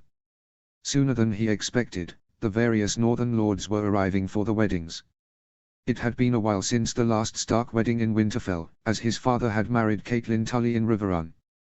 The betrothals for his uncle Brandon and Aunt Lyanna had also not really come to fruition. So now, the lords arrived in mass to curry favour, and show their support for the future Warden of the North. Even some from the Riverlands and the Vale had arrived, such as Sir Brynden Tully, and Lord Yohn Royce of Runestone. He was under no illusion that they were here for Robb, and not him, but it would at least be expected of them to bring gifts for him as well. Not doing so would be considered quite rude. So that was a definite bonus, he mused to himself. The Mormonts were also some of the first to arrive. Alysanne had remained behind with her new son to keep Bear Island in check, but otherwise, the rest of the family had come to witness the wedding. He delighted in getting to know his good family better, as he had not talked too much with Mage, or Daisy, at least compared to Lyra and Jory, that is. The little Lyanna was also a delight. She and Arya immediately became the best of friends, and made Winterfell quite a bit more dangerous with their mischief. Soon the eve before Robb's wedding came. He spent some time alone with his brother and tried to reassure him of some of the worries. "Relax, Robb, you and Aelys are wonderful together," Jon said as they were in his brother's chambers with a mug of ale each. "I am still nervous," Robb said. "I know. I am also nervous about mine. Have been for some time now," Jon said. "But realistically, what could go wrong? You two adore each other from what I can see, father approves, as does Aelys. Hells, even your mother likes her, even if she is as interested in the Southron gods as Theon is in celibacy." Robb smiled a little at that. I never said it was rational. "I will all work out, you'll see," Jon reassured him. They proceeded to talk and drink deep into the night, though being careful not to get drunk. Being hungover on your wedding day was not wise. By the end, Robb was much less anxious about the coming day, and they both soon fell asleep in their seats before the hearth. They were woken by a hectic Lady Stark. It was barely past sunrise, and she had already planned out a packed schedule for the entire day. They washed, got their hair done, again, and got started with the final preparations for the day. Jon helped with some of the more menial tasks, such as carrying barrels of ale, mead, and wine. But overall did not really do much. As soon as the sun was beginning to set, they all changed into their festive clothes, and soon made their way into the Godswood. For the wedding, lanterns had been hung up, and most of the leaves and sticks moved aside to make it more presentable. In the fading light of the day, it looked truly enchanting. Robb was standing next to their father, who stood before the heart tree, and would be presiding over the wedding. Jon gave Robb a last encouraging smile, which Robb returned nervously.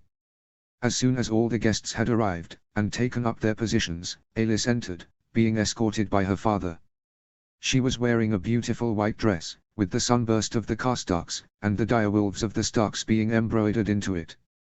Her hair was done up in a simple, but pretty, northern braid, with a sapphire necklace that brought out her eyes around her neck. Robb definitely could have done worse for a wife. Robb, in turn, had a huge smile on his face, as soon as he saw her, and did not look away during the entirety of the short ceremony. Only once they knelt before the heart tree, did he finally take his eyes off of her. When they rose again, Robb removed the maiden's cloak with the sigil of House Karstark, and replaced it with the bride's cloak of House Stark. Wild cheers broke out, none louder than Jon or Arya, who despite hating weddings, was happy for her brother. Robb carried Aelys back to the Great Hall, as per tradition, and they took a seat at the high table. Much to Jon's surprise, and delight, both he and Lyra were invited to join them. He seldom got to sit at the high table, and had not expected to do so today. Not with the Karstarks also being seated there. But Robb had apparently insisted on it, something that warmed Jon's heart. Soon the gifts were being presented to the couple. Most from the Southron guests were simple gifts of jewelry, rare fabrics, or other expensive wares to curry favor with the pair. The Northerners were a bit more practical. The Great Jon presented them with new saddles that were of the finest leather, with some simple, but pretty, stitchings and engravings decorating them. Mage presented them with matching cloaks made of snow bear pelt with a grey direwolf motif, made of some grey fur that Jon could not place, in the center that were truly stunning. They also got a surprising amount of weaponry.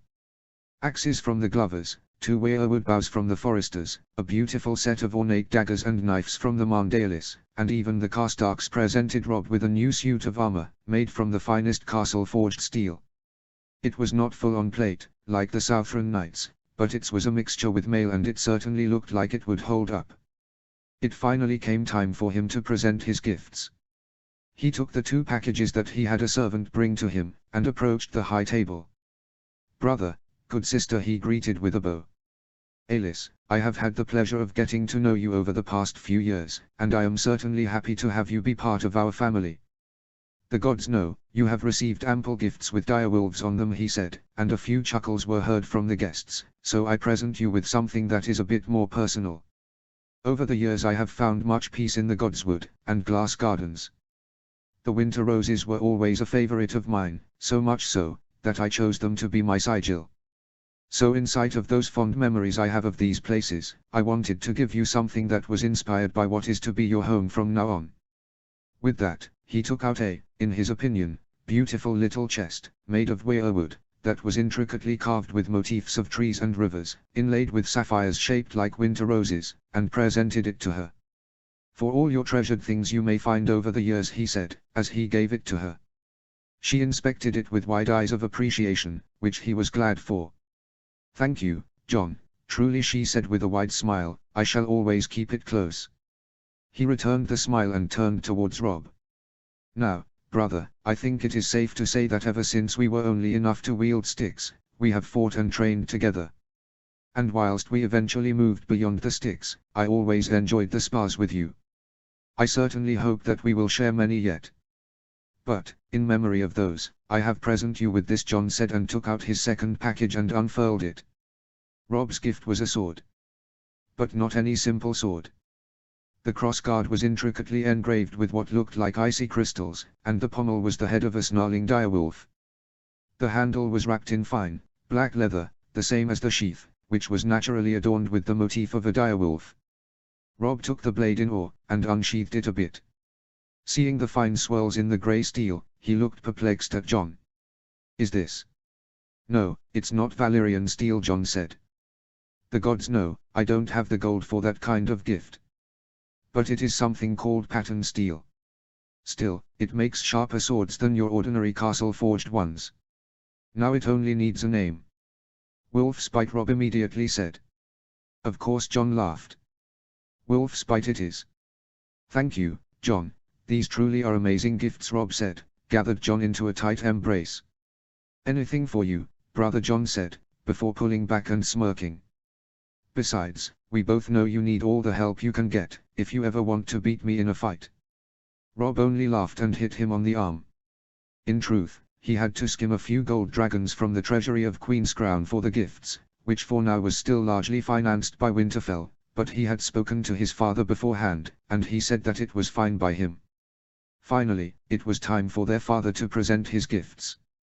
He gave Rob a beautiful destrier, a collection of books on ruling and the North in general, and an amulet, which was apparently an heirloom from their grandfather. And for Alis, he presented her a sand steed from Dorne, a truly rare horse to see in the North, and an assortment of gowns, dresses and jewelry. After all that, it was finally time for the feast. There was ample everything. Roasted boar, venison, and chicken, assortments of various pies, and stews, and roasted vegetables, even some custard tarts, berry crumbles, and lemon cakes. John ate plenty and enjoyed the festivities. Though, truthfully, he started to get nervous again. There would be one day of respite, and then he would be made a lord, and marry Lyra the same evening. The original plan of holding two separate feasts had been changed after his father had seen just how many guests would arrive. 2 massive feasts would be plenty. He tossed and turned under his furs, having found no sleep since the very early hours of the morning.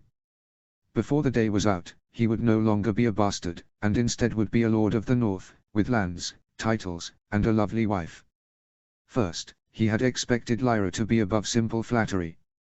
Though, as it turned out, she enjoyed it on occasion. Her ability to change between a courteous lady, and a fearsome warrior that sent many running with their tails between their legs, was always something that he admired. And she certainly looked stunning in dresses, as well as her armor. Deciding that it was pointless to keep trying to sleep, especially since Ghost was increasingly annoyed by his shuffling around, he got up and got dressed for the day. He broke his fast, took a bath in the hot springs and scrubbed himself raw, his otherwise pale skin turning a noticeable shade of pink, and decided to distract himself with reading a book. It did not work. Finally, after what felt like ages, his father ordered him to get dressed and come to the Great Hall. He sprinted to his chambers and took out the prepared clothing. It was, again, a black doublet with white and grey accents, and the light blue winter rose of his new house on the front, and along the seams. It was truly quite stunning. The rest were some simple black breeches and a white shirt that came underneath the doublet. He dressed himself, and brushed his dark curls for a final time, before leaving towards the Great Hall. When he arrived, most lords and other guests were already present. The hall had been decorated with the various banners of the northern lords, but above the high table were 3 predominantly displayed. On the left was the banner of House Stark, the grey direwolf of a white field, and on the left, the black bear on green of House Mormont. But in the center was his own, new, banner. The winter rose on white of House Frost of Queenscrown. It certainly made it even more obvious that this was really happening. Some small part of him still expected for someone to snap him out of it. For him to wake up, and notice that it had only been a dream. So far, that had not happened. He took a seat in the chair to his father's right, as he was directed to, and waited. Soon Lyra came and sat beside him. She was not yet dressed in her wedding gown, but a black and green wool dress. After all, this was the last occasion for her to attend a feast as Lyra Mormont. She smiled at him with a certain flicker in her eyes. Excited, she asked. Nervous, more like, he said truthfully. John, it'll be fine, she reassured him with a kind smile and squeezed his hand. It will be with you here, he smiled back. So eager for tonight. Most eager, he said. I cannot wait to call you wife. Is that so? Lyra laughed. Well, I certainly can't wait to call you husband either. And we will finally no longer have to come up with excuses to be alone together. Lady Stark's insistence on chaperones was certainly annoying. Why, my lady, this northern savage might have dishonored such a fair maiden as yourself before her wedding day. To think of the shame, John mocked in his best Lady Stark impression. Lyra let out a full-on laugh. Well, I might have even allowed this northern savage to do so. Only, he was the one insisting upon his own purity. But alas.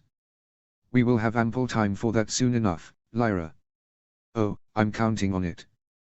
They were interrupted by his father entering the hall and taking his seat next to John, waiting for the hall to quiet, before standing up again. My lords, my ladies, dear friends of Winterfell, when I took up the mantle as Lord of Winterfell, it was not something which I ever expected would fall to me. But alas, much was taken from us. The North suffered, great and small alike gave their lives to avenge the murder of my father and brother, to cast down the mad king that terrorized the Seven Kingdoms. Brothers, sons, fathers, sisters, daughters, and mothers all gave their life, many families were extinguished. Only for the Ironborn to bring war to Westeros once more, soon after. The well-being of the North has ever been at the center of my heart, the goal of my actions. Since the rebellion, there has been the rise of many a new family, with many a new holdfast being constructed to strengthen what was already there. Moat Cailin will soon be rebuilt. The old bastion of the first men will guard us once more, with its walls higher than ever before. The legacy of Brandon the Burner will be undone, with the aid of the houses Marndale, Mormont, Glover, and Forrester, we will soon have a fleet to call upon once more. There was noise of approval, and some banging of mugs on the tables. But that is not why we are present here today.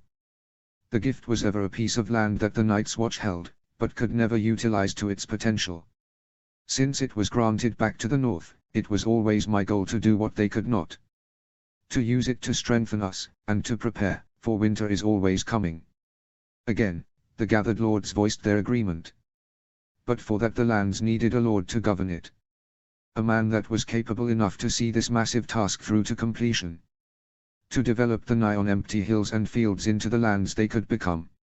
I am glad to say that I found this man in the form of my son, John, his father said, and smiled at him. John could barely contain himself from crying. His father had always been good to him, but to be praised so openly by him, in front of the entire North, that was something special. In the short time that has passed, since I have made the decision, John has thrown himself into the task of seeing just that occur. Queenscrown has quickly become a new jewel of the North, and much has been due to his work. The first harvests have been collected, with incredible results. Should the work continue as it has been, and I have no doubt that it will, we will have found a new Breadybasket of the North. He has shown himself to be as capable a man as any, and he has made me very proud. Now John could not help the stray tear escaping his eye. His father was proud of him. Now, with this new land, we need a new house to hold it in perpetuity. John has chosen to honor the North with our most precious flower, the winter rose, as his coat of arms. It has ever only thrived here, amongst the lands of winter, and from now on be the sigil of our northernmost house, the House Frost of Queenscrown. John, if you would join me, his father prompted and bade him to join him in front to the high table. Kneel, he commanded. John did so before him and bowed his head. Jon Snow, do you swear to rule your lands justly, and uphold the king's law? By the old gods, I swear it, Jon said with a firm voice. Do you swear to serve your liege, the lords of Winterfell, to aid them in times of peace and war? By the old gods, I swear it. And do you swear to keep to your oaths, to uphold them in perpetuity, and your descendants beyond you? By the old gods, I swear it. Then in the name of Robert Baratheon, the first of his name, the king of the Andals, the Rhoynar, and the first men, the lord of the seven kingdoms, and protector of the realm, I, Eddard of House Stark, lord of Winterfell, and warden of the north, hereby name you as Lord Jon Frost of Queenscrown. Arise. As Jon did so, the whole erupted in cheers. The feeling was indescribable, they were cheering for him. He could not have fought his mile, even if he desired to. He held out his hand and the noise soon came down. My lords, my ladies, I thank you for this warm reception. This is truly a great honor that was bestowed upon me, just as it is a great responsibility. But I am certain, that together, we all will be able to bring about a better future for the North. I am even more glad that I will be able to face these responsibilities together with my lovely betrothed, the Lady Lyra Mormont. He quickly turned to her, and held out his hand. She quickly got up from her seat, walking towards him and took it into hers. I now invite you to join us in the Godswood, so that we may seek the blessings of the gods for our union. Thereafter will be food and drink, as much as your ears could desire. At that the whole broke out into cheers again. The Northerners were nothing if not predictable. Promise them food and drink, and they will cheer for anyone. With that, he excused himself and went to make some last adjustments to his outfit. He would remain in his current clothes, no need to change them for the occasion, but he strapped on his belt with his sword and dagger. The sword was nothing special, but it was good castle-forged steel from Miccan, so it was a good blade. He finally made his way into the Godswood, and took his position next to his father. He was clenching and unclenching his right hand in a habit that he did whenever he was nervous. His father gave him a last smile, as did Robb. He was eternally grateful for the two. They waited for what seemed like an eternity. He did not even notice the gathered whitenesses, his eyes were solely focused on the entrance where she would emerge from. When she arrived, she was a vision. Her hair was loose, and her soft, brown waves were flowing down her back, her eyes were filled with pure joy, and her stunning white wedding gown showed off her slender figure and soft curves. Her maiden cloak was woven in the colors of her house, with the black bear standing proud. She was led by her mother, who was wearing a black woolen dress. Their height difference was but amusing to whiteness. Lyra was almost a head taller than Mage. Who comes before the old gods this night? His father began. Lyra of House Mormont, comes to be wed. A woman grown, true-born and noble. She comes to beg the blessings of the gods, Mage said. Who comes to claim her? It was time for him to step up. Jon of House Frost, Lord of Queenscrown. Who gives her? Mage of House Mormont, her mother. Lady Lyra, do you take this man? His father asked. She took his hands and looked into his eyes. I take this man. Her words made his heart flutter something fierce. Still holding hands, they knelt before the heart tree. He prayed for a happy marriage, and for the well-being of his family. Thereafter, they rose and he took her maiden cloak from her shoulders, handing it to her mother, and receiving the bride's cloak from his father, and cloaking her with it. When he was finished, she quickly kissed him. At first he was surprised by the suddenness, but quickly returned it. They were married now. He could hardly believe it. As they broke their kiss, he quickly scooped her up into his arms and carried her towards the great hall, his eyes never leaving her face. She was truly beautiful. Much on your mind, husband? Lyra smiled. Just you, he said, and stole a quick kiss. Well, we still have to endure the feast. But after. I am looking forward to it. I'm sure you are, she smirked. They finally reached the high table, so he could set her down. Even if he was taller than her by now, she was still over 6 feet, and quite muscular. Carrying her all that way in his arms like she was a babe, was certainly not the easiest thing. Winterfell was huge, after all, so they had to cover quite the distance. They took their seats, and soon were being showered in gifts. Again, some were more thoughtful or practical than others. The gift from House Tully was suspiciously small, but honestly he had expected that. They were the relatives of Lady Stark, after all, and whenever he was involved she could be quite petty. The Northerners proved once again that they liked giving weapons. Sets of swords, axes, shields, and spears were gifted to them, along with 70 sets of chain mail from House Karstark. They certainly could get a head start on equipping their guards with good gear. Mage also gave them cloaks of snow bear pelts, only unlike Robb and Alis, they had the winter rose embroidered onto them. Upon closer inspection he noticed that the inside was lined with snow rabbit fur which was unbelievably soft and warm. Certainly a precious gift, but she also gave them 5 longships for their western coast. That was unexpected, but certainly welcome. Further defense for his lands was always a good thing. The foresters gifted them more ironwood, and a mace of weirwood and northern steel. He knew, Lyra would enjoy that present. Robb and Alis gifted them a matching set of intricately decorated belts of the finest leather with silver fastenings. Sansa had made a beautiful banner of their new house that was far more detailed and decorated than any he had seen previously. The amount of detail she had captured was truly incredible. He decided that he would hang it above their bed, or maybe his desk, something beautiful like that deserved to be displayed. Arya, Bran, and Rickon gave them carvings of wooden bears and wolves. Some they had clearly had help with, and others they had not, but the thought behind them was something he adored, and so placed them gladly amongst the more expensive gifts. Finally his father approached. In truth, Jon knew that he had spent almost 70,000 gold dragons on Jon and Lyra's new home. In his opinion that was more than enough of a gift, but his father seemed to disagree. In the end, he gave them both destriers, similar to Robb's. They were powerful horses, and would serve them well. Furthermore, he gave him a winter rose pendant, something which had apparently previously belonged to his aunt Lyanna, and a new dagger that had a pommel in the form of direwolf head, made of opaque, white quartz, with rubies for eyes. It certainly was an homage to Ghost, something which he liked immensely. For Lyra, he presented some jewelry and dresses, similar to the ones Alis had received, tough in their house colors and motifs. They thanked them all for their gifts, and soon the feast began.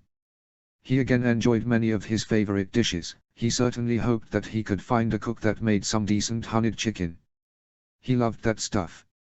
With thyme and lemon, it truly was delicious. Soon enough the tables were pushed aside and the dancing began. He and Lyra opened, and he quickly lost himself in her eyes while they danced. He also danced with Sansa, Alis, Wyler, who he was glad to see again, Jory, and even Daisy. But most of his time was spent with Lyra. His feet certainly hurt after the 5th dance with her, but he endured. This day was one of a kind, after all, and he wanted it to be perfect for her.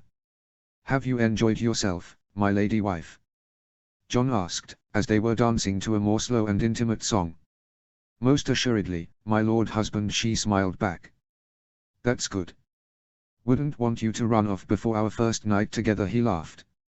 "Oh, I do not plan on leaving our chambers until way past noon tomorrow." "Is that so?" Robb and Alis managed to miss lunch after their wedding. "Do you think we will beat them?" "If you want, we shall not leave our chambers at all tomorrow," he said. Though the prospects of that terrified him slightly. He had, after all, no experience himself. Neither did Lyra, despite her constant teasing, he remembered, which calmed him somewhat. "Now, that I like the sound of," she said, and grinned. "Time for the bedding." The great Jon eventually called out, and they were set upon by the lords and ladies in the hall. He was exhausted, tired, but happy, as they laid together in their bed. He pulled Lyra into his arms and kissed her deeply. She had already closed her eyes, but the smile on her face was still there. "I love you, you know," he said almost involuntarily. "What?" Lyra's eyes snapped open, focusing on him. "You have always been my friend, but now, I cannot imagine a life without you." He contemplated what to say next for a few moments. "Compared to if I look back, what I feel for you now, is so much more. To me, you are the most beautiful woman in the world. I love your smile, your laugh, your hair, your eyes, your face, your other parts of you." He chuckled. "So I love you, Lyra." She simply looked intently into his eyes, and started to caress his cheek with her fingers. "Do you know why I accepted your proposal back then?" "Because you like me," I should hope he laughed. I did," she chuckled. "You were my friend, so that certainly helped your cause. But I also spoke with Wyler a bit after you did. You accept people for who they are, you did not force any one of us to fit your dream image. That's how I knew I could live my life with you. You'd let me be me." "I quite like you," he said. I think we established that pretty well," she teased. "But that is why I accepted. With you, I'd not simply be a prize to be displayed.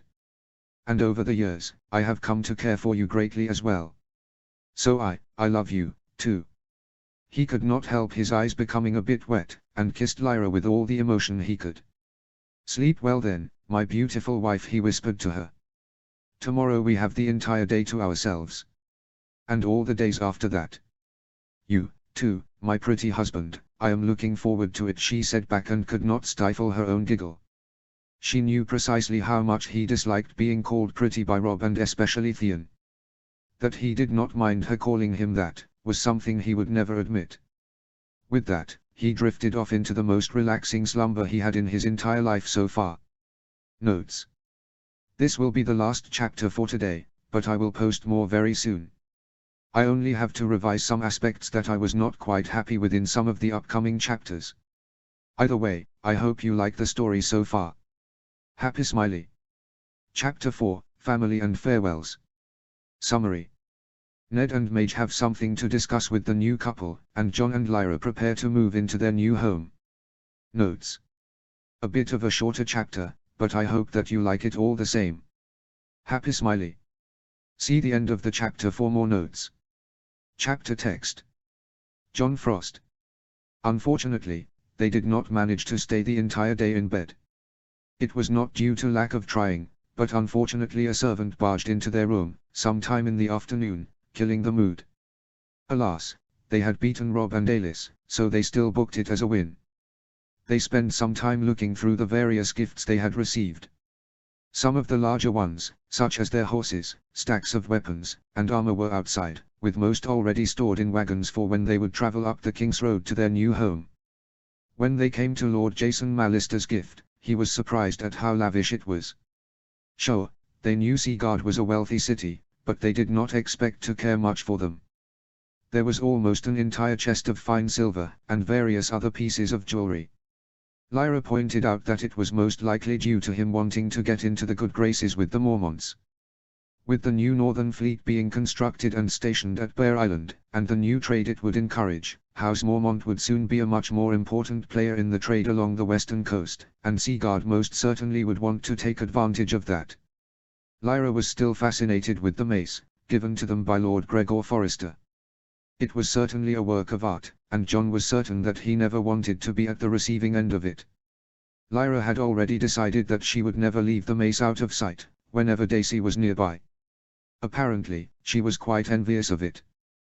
The reason for the gift was probably the good relations they already had with House Forrester. They controlled the vast majority of ironwood trees in the Wolfswood, and as it was an excellent building material, they had decided to use it for the floors and furniture in the living quarters in Queenscrown. Jon had also received a weirwood bow, similar to the one Rob and Alis got, only with winter rose engravings instead of the direwolves. One of his favorite gifts were the cloaks from his good mother. They were extremely cozy, and even though Jon rarely felt the cold, they would still be very welcome for the cold winters. He also liked the winter rose pendant he got from his father. He had immediately put it on, as it was a family heirloom that would remind him of his childhood. There were also a variety of books covering various topics, most of them from the Mondalis. He made a mental note that he would soon have to start on a proper library in Queenscrown. On the fourth floor, where the Maester's room was, were certainly enough spacious rooms that could be redecorated for such purposes. That also reminded him of the fact that they had not yet met their new Maester. Apparently, he had arrived some moons ago from the Citadel. Lewin told them that Maester Stefan, as he was called, was a good and studious person, but younger than his father. They had briefly known each other when Stefan had forged his chain, which even included a Valyrian steel link, the same as Maestlawin had, signifying that he had studied magic in some form.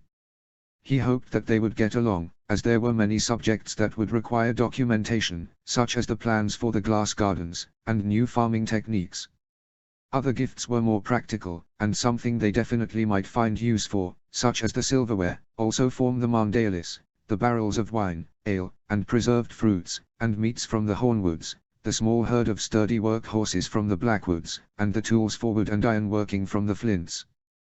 They had fewer uses for the rolls of silk and lace, some of the other Riverlanders and Valuman had gifted. Queen's Crown was hardly the place where one could walk around in flimsy silk dresses, but they would find some use for them, even if it was only decorations for dresses and small clothes for Lyra. If not, they could always sell it, or even regift it, should they ever be invited to the south. All in all, he was very happy with what they had received. The weapons and armor would allow them to save money on equipping their men, even if John already had future plans for that. The silver would also help quite a lot.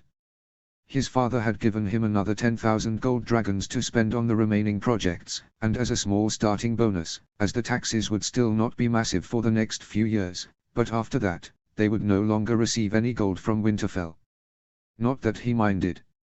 He did not want to be a charity case, dependent on others forever. After they had washed and dressed, Lyra deciding on a light grey and blue gown that his father had given her, they finally left their chambers to seek some food.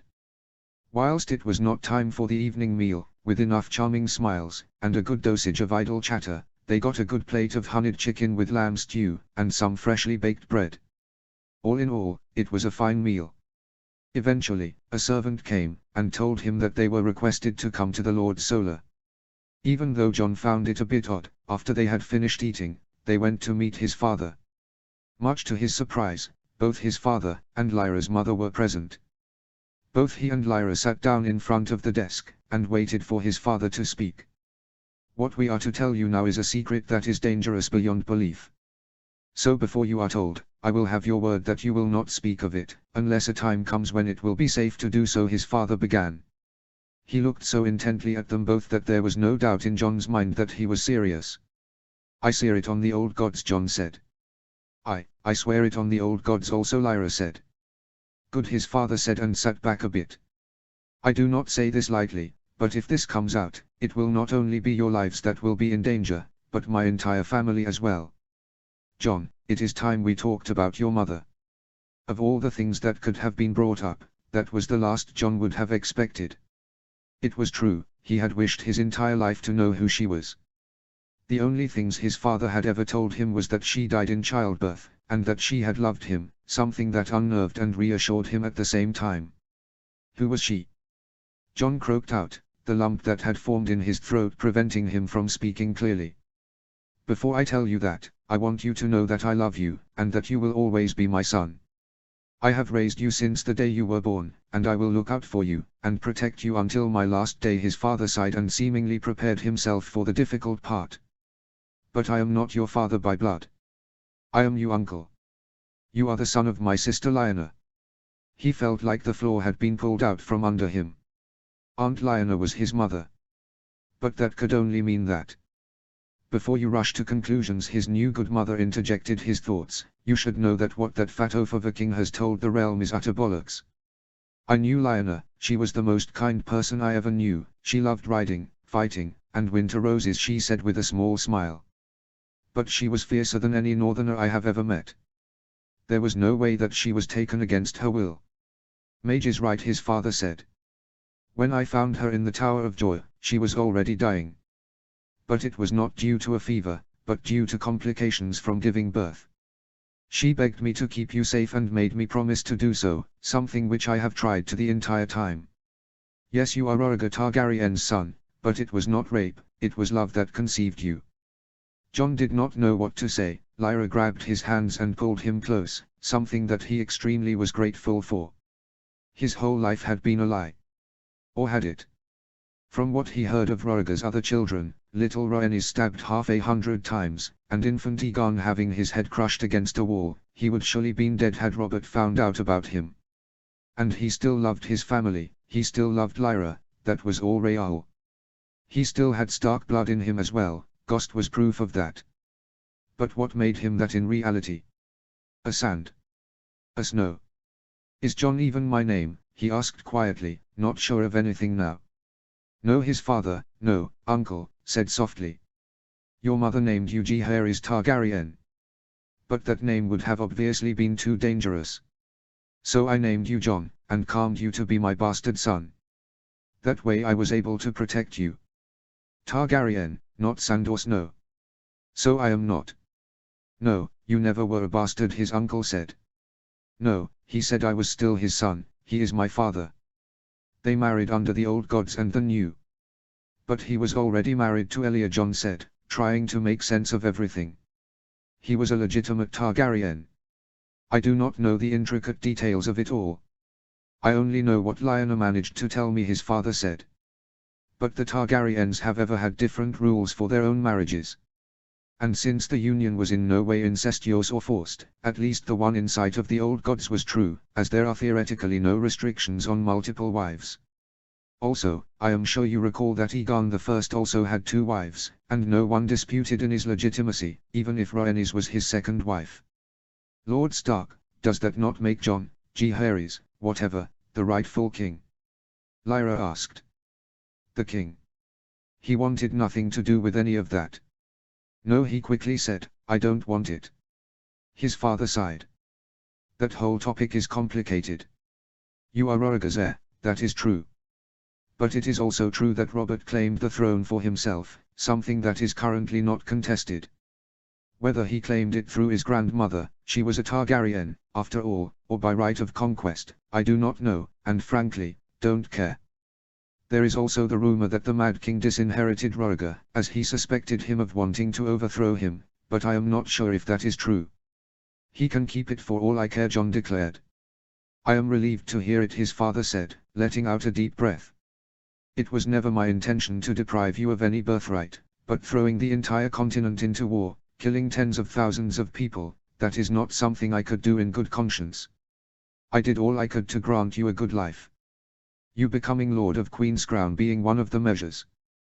But know this, even if I will not strive to put you on the Iron Throne, should anyone threaten you because of your heritage, I will not hesitate to call the banners. This was all so much to take in. But could he be angry at his father? The more he thought on it, and heard his reasonings, he knew, he could not. He had protected him despite the great danger it posed to him, and his family.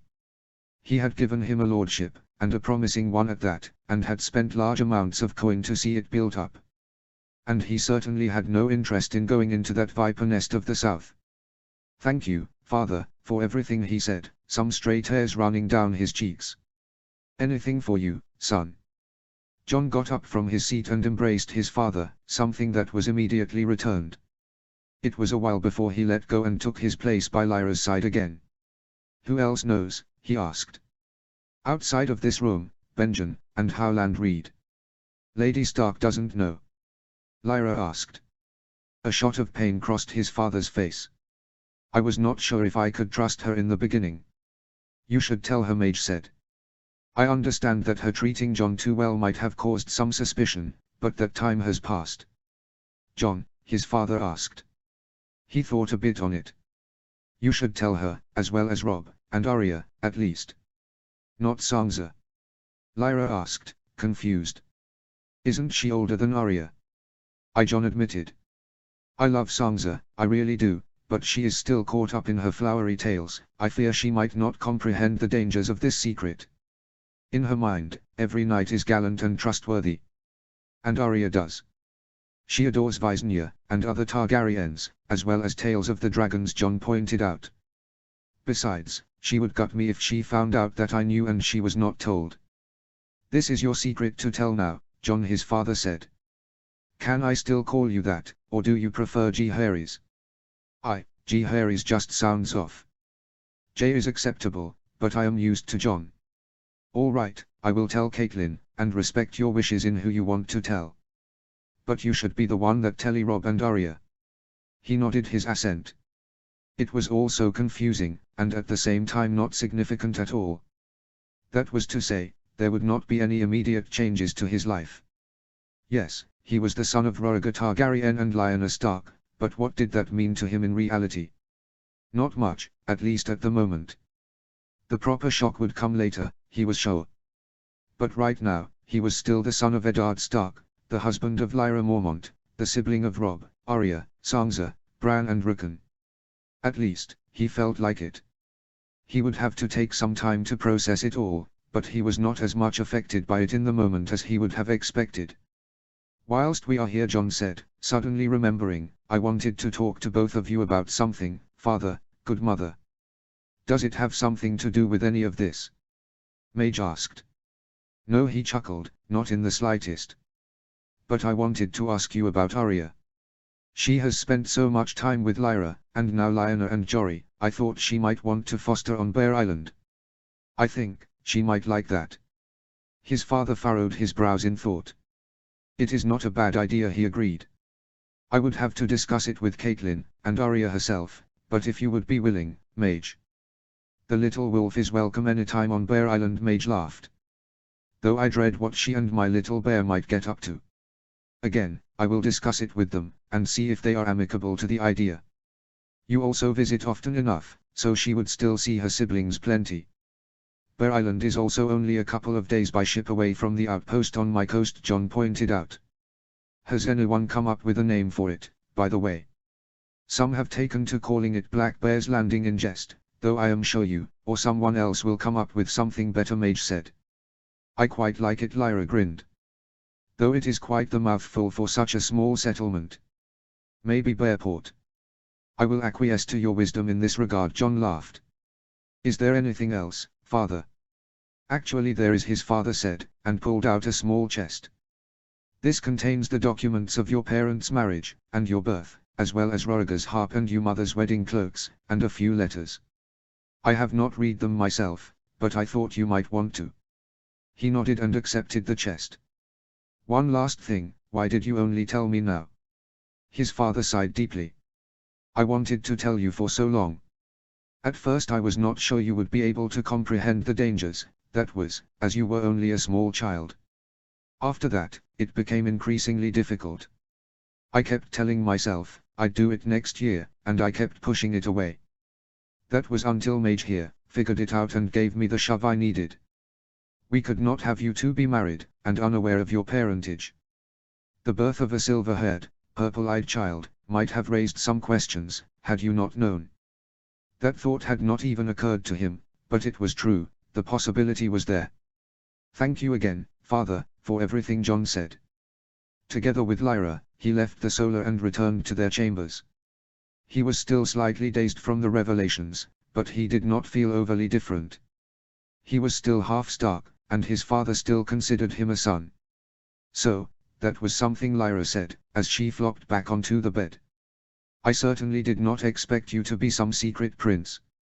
Though I should have suspected, a lone tower in a lake, a faithful, and definitely magical animal companion, raised in the home of his only remaining family. It all sounds like one of those songs Sansa enjoys so much," she laughed. "So you do not regret marrying me now?" Jon asked. He would not lie and say that the prospect did not frighten him. "No," she said plainly. "You are still yourself, Jon. Just because you now know that you are secret Targaryen, does not mean that you are a different person. I married you, because you are you, and I certainly don't regret it. Were you worried I might?" "Maybe," he admitted. "Targaryens aren't best liked in the north. Hells, it turns out the man I thought to have raped my aunt, was my real father. Even if we now know they loved each other, it is still difficult to wrap your head around. You are handling it pretty well, all things considered." "The shock will come later, I assume," he chuckled. "Probably," she agreed and also chuckled. "But as for the Targaryen thing, I hate the Mad King, everyone in the north does, but by the sound of it, so did your father. Or at least, he was trying to do something about him. But that is neither here nor there. You are your own person, Jon. Be it as Jon Snow, Jon Frost, or Jaehaerys Targaryen, you are yourself, first and foremost. Yes, we all have the legacy of our forebears to contend with, good and bad. Look at my cousin, he disgraced himself and the Mormont name when he sold people into slavery. Does that mean that my uncle was a bad man, or my mother, my siblings, of myself? No, never. Then don't judge yourself for things your family did you had no control over. John thought a few moments about what she had said. She was right, she was not to blame for the actions of her cousin, and he was not even born when the Mad King died, so why should he be responsible for his actions? Thank you, Lyra, he said as he joined her in the bed and kissed her deeply. Thank you for being there for me. Always, she reassured him, and began to remove his clothing. They did not leave their chambers until the next morning. The following day, John decided to tell Arya and Robb. He prepared himself for a difficult talk, but, as it turned out, he worried for nothing. You are still my brother, stupid, Arya immediately proclaimed, and Robb was quick to agree, though without calling him stupid. Arya also immediately bombarded him with various questions to which he did not know the answer. The concept that he did not magically get the memories of all his famous ancestors, did apparently not cross her mind. But still, she remained his little sister, and that was all that counted. Over the next Sennight, Winterfell emptied again, with the various lords, and other guests, leaving to return home. Only the Karstarks and Mormonts remained a bit longer, with the Mormonts planning on joining him and Lyra when they would move to Queenscrown, and taking a ship from Bearport, the name had stuck unfortunately, to Bear Island. With them, a large number of small folk would also make their way to his lands, in search of a better future. They had spread the word throughout the north, and beyond that they would welcome anyone who moved there. As the gift had previously been nigh on abandoned, they severely lacked population. Wilderling raids, with no lord to govern or protect, had not been a promising home for most. Whilst some had already made the journey in the past few years since the reconstruction of Queenscrown began, more and more were joining them. By their best estimate, the town itself currently housed some 4,000 people, with the immediate surrounding lands at least that number again. After the weddings, quite a few hedge knights, and third of fourth sons of minor lords had approached him, requesting to be granted a holdfast and some lands. Whilst he knew that he would need appoint more local governing powers eventually, he would not simply grant it to strangers. Another change came when Arya's fostering was announced. It had taken quite a bit of persuasion from his father, and even more begging from Arya herself, before Lady Stark had accepted. As it stood, Arya would foster for 6 years, until she was of age. When she had first been told of the possibility, she had immediately decided that she would do it. The prospects of being taught to be like Daisy, Lyra, or any of the other warrior women of Bear Island were simply irresistible for her. To spare another trip, and because she also wanted to see Queenscrown, she would travel with them and the Mormont party. This new development caused the departure to delayed somewhat. Certain things had to be ironed out first, such as the education she would receive. Apparently, Lady Stark had insisted on a Septa joining her to teach her, something that Mage said would happen only over her dead body. She would not have any of the preachers of the Seven on her island. When Arya heard of that, he was certain that Mage had just found herself an admirer for life. That situation had been ultimately solved with his father deciding that the whole point of fostering was to gather new experience, and since the attempts of any Septa to tame Arya had been spectacularly unsuccessful, maybe a new approach might be more productive. Also, Lyra had at one point looked Lady Stark dead in the eye, and asked if Arya turning out like her, or her sisters, was such a bad thing for a northern lady. Since she could hardly insult the good daughter of her husband, Lady Stark decided to bite her tongue. At that, he had to try very hard not to burst out laughing. However, the day they would leave Winterfell approached rapidly. Most of the wagons loaded with the gifts, and supplies headed for Queenscrown had already left, along with the small folk. Even on the King's Road, they would travel quite slowly, and take almost a sennight longer than for ordinary travelers. John had also sent a raven to Bear Island, with the request of sending their ships to Bearport, though one would transport Lyra's bear, Fluffy, to the mainland. That would have to be a bit more discreet. Surprisingly, Mage had assured him that she had just the right people for the job. Apparently this was not the first time such a thing had happened, even though he wondered who would want bears shipped around. Outside of him, of course. When the day finally came, he was quite nervous. The entire household had assembled in the courtyard to bid him, and the rest of the party farewell. "Thank you, Father, for everything," John said, as the two embraced each other. "If anything comes up, do not hesitate to send a raven," his father said. I will, I promise. And remember that you are always welcome in Winterfell. Even if your name is now Frost, you are still a Stark. This is as much your home as it is mine, son. Jon nodded, fighting to keep the damn tears out of his eyes. To hear his father still call him son was unbelievably comforting for him. As he moved along the line, Robb also enveloped him in a bear hug. Now, you have fun up there, Frost. Maybe the next time we see each other you will dress in more than one color. I did wear 3 on my wedding day, Stark Jon smirked. I should have been more specific. Outside of once-in-a-lifetime occasions, Robb said with a grin. We shall see. He was surprised by Alis and Sansa hugging him, though he gladly accepted it. As soon as it was his turn, Bran threw his arms around him, and Rickon only hugged his waist, as he could not reach any higher. He promised them all to send them all letters, and that they could visit Queen's Crown whenever father allowed. He laughed at the desperate face and groan his father made, as he realized that he would have to contend with the constant questioning from Bran and Rickon about that now. After Lyra, Arya, and the rest of the Mormonts had said their farewells, he mounted his majestic midnight black destrier, he had named Shadow, and with a last wave, rode out through the gate, leaving Winterfell behind him. Notes.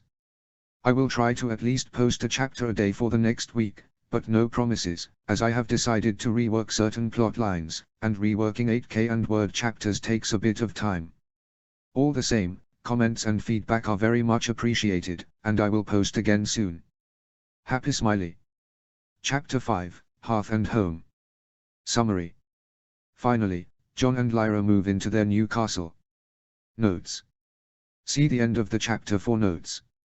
Chapter text. Jon Frost. Their journey had been quick.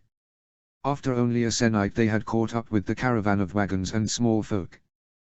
They rode with them for one day, making sure everything was in order. There had been a few smaller disputes, but nothing that required any punishments be dealt out, only a few coins and wares that were passed along as compensation to the offended party. Afterwards, they continued on their way, and after just over a fortnight of travel, they reached Queen's Crown.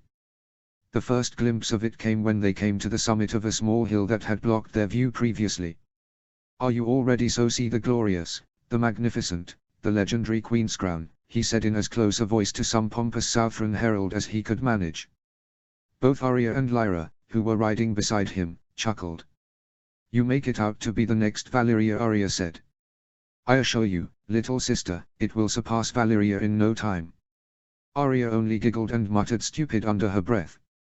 Even though this oaf over here sells it like it's those 7 heavens on earth, or whatever your septa kept rambling about, I am excited to see it again, Lyra said. All right, Jon admitted, it is not quite Valyria, but it is quite nice. It has also been quite some time since I have seen it. The last I heard from Maester Stefan was that the construction of the new town walls have finally begun. Those big ones you talked about? Arya asked. Aye, they'll surround half the lake and plenty of space for the town to grow. With that, the top of the Tower Holdfast came finally into view. Whoa, Arya said astonished. I didn't think it'd be this tall. It's quite the sight, isn't it? Almost twice as tall as Winterfell's high walls, Jon said. The sight was truly impressive. As they got past the summit, the full Holdfast and town could be seen. The guard towers had been finished on the island, and with the walls reaching directly from the water to over 30 feet high, Queen's Crown was an almost unassailable fortress in the middle of the calm lake. The long bridge connecting the island with the town was completed and looked to be a masterwork of construction. Only one support pillar had been needed in between, and the gatehouses on either side were impressive as well, the one on the island reaching over 70 feet, with murder holes and archer slits aplenty. The town was also looking extremely well. Various houses of similar, yet unique designs were arranged along clean streets, with some wider streets, where they expected many wagons to pass along, and some smaller ones where plenty of shops and stalls were already doing trade. But even the narrow streets were still quite wide. They had no wish to have dark alleys in their town where the people would feel unsafe. The outline of the new wall could also be seen. Right now, only temporary wooden palisades marked where there would one day be another 25 to 30 feet high wall. After much consideration, they had decided that the idea of the moat was not bad, but could be easily improved. Whilst the original idea would have been slightly cheaper, the new one was by all accounts better. Instead of a dry moat, they would essentially make the town into an island. A moat would be dug, as planned, but it would be wider and deeper. Additionally, they would flood it later with the water from the lake, disconnecting the entire town from the mainland.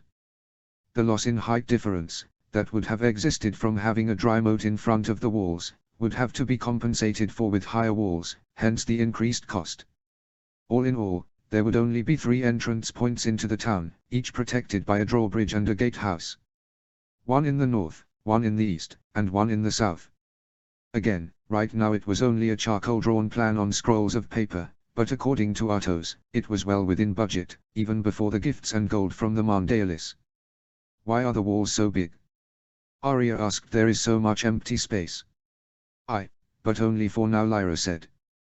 We have plans to fill it all. With glass gardens, more homes, granaries, even a training yard for guards and soldiers.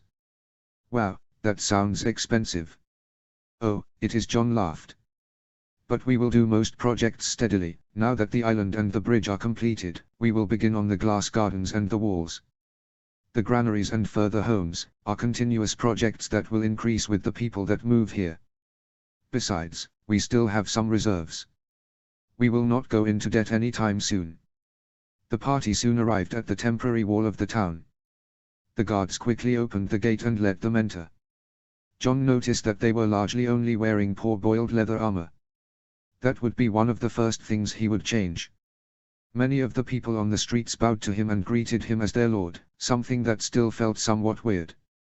Though, he must have made quite the sight. Shadow was a mighty horse, and with him in some of his finest clothes, and with a cape embroidered with his house's sigil, Lyra had already called him her Prince of Winter. John and Lyra tried to greet and wave to as many people as they could. It was important for the people to meet and see their new lord and lady. A good first impression was certainly part of that. They crossed the bridge, that was truly a marvel made of granite, and entered the courtyard of the Holdfast. The small household had assembled for them, with what appeared to be Maester Stefan, and Artos standing in front. In his absence, the two had been the two guiding figures. As soon as they dismounted from their horses, all the gathered people knelt. My lord, Queen's crown is yours, Maester Stefan said. Rise, John commanded. Maester Stefan, it is good to finally meet in person. Likewise, my lord. Artos. My lord, he greeted as well. May I introduce, my lady wife, Lyra Frost, my sister Arya Stark, my good mother Lady Mage Mormont, and my good sister, Daisy, Jarell, and Lyanna Mormont, John said, and bade everyone forward in turn. They all exchanged nods. The Mormonts were not known for their curtsies. Arya, ever eager to imitate her idols, did likewise. It is an honor, Maester Stefan said. I wrote ahead that my good family would accompany me. Have the rooms been prepared? Yes, my lord, I took the liberty to assign them the guest chambers on the 5th floor. 5th floor? Arya asked. Yes, the tower has 5 main levels, though there are 12 in truth. The 5 main ones are all accessible via the grand stairs, whilst the rest are mainly for the servants or are used for storage or some such. The 5th floor is the highest up. There the lord's chambers are located, as well as a few chambers for noble guests, Maester Stefan said. Whoa, Arya said, you have secret levels in your tower, John.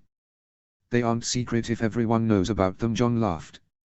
You can even see the windows from the outside. Oh, Arya said, slightly disappointed. But you will show them to me. That would take too much time right now, John said. But I can show you the main ones, as we go up the stairs. Give us a tour of your new home, Jory demanded. All right, then. I trust, you will see our remaining guests settled and the horses seen to. John asked the Maester. Naturally, my lord. Though, might I suggest that you appoint a head of the servants soon? There is none currently. John asked. Very well, I will do so in the morning. For now, I will show my family my home. With that the people in the courtyard dispersed and went to do their duties. John led Lyra, Arya and the Mormonts through the mine doors into the entrance hall. Whilst it lacked decoration, it was still quite elegant in its simplicity. The high ceiling held a chandelier and the walls to the side held dozens of torches, though only the torches were currently lit. The entrance hall was simple and only led to another set of doors, but if one knew where to look, the various arrow slits would have been noticeable about halfway up the walls. Behind the doors were the grand stairs, as well as other chambers to either side. Some were guard rooms, others smaller halls for different purposes. The layout of the main floors were always mirrored, so it was quite easy to remember the way back to the stairs. "Where do these stairs lead?" Arya asked, pointing at the ones that led downward. "They lead to the lower levels, carved out form the stone the island sits upon. They are mostly empty at the moment, I believe. But we are planning on using them for the storage of food," Lyra explained. Olenna said, disappointed. "I thought it might be a bit more intriguing than that." "I am sorry for having to let you down," Jon laughed. "Were you hoping for grimy dungeons, or old crypts?" "I don't know," she said. "At least something more exciting than storerooms." "Then where are your dungeons?" Arya asked. "The 7th floor," Jon answered. "That one is only accessible by going through the main guard room on the 2nd main floor." "Now that sounds better," Arya proclaimed. "A heavily guarded staircase to a secret floor. I'm sure you two do-no-goods will have broken into it before sundown," Jon said, looking at her and Lyanna. "But for now let us move on up the stairs." The 2nd main floor was the one with the most mundane uses. The common dining hall, the main guardroom, the steward's chambers and solar, and the former kitchens were located here. Though now, with the newly constructed ones on the west side of the island, they were repurposed into a washroom, as the capability to store and heat water were well suited to the task. Overall, the 2nd floor was not really that impressive. The 3rd floor, however, was. "And this is the Great Hall of Queen's Crown," Jon introduced, as they went through the wide archway. "This is quite nice," Daisy said. Jon assumed that she was underselling it out of humor.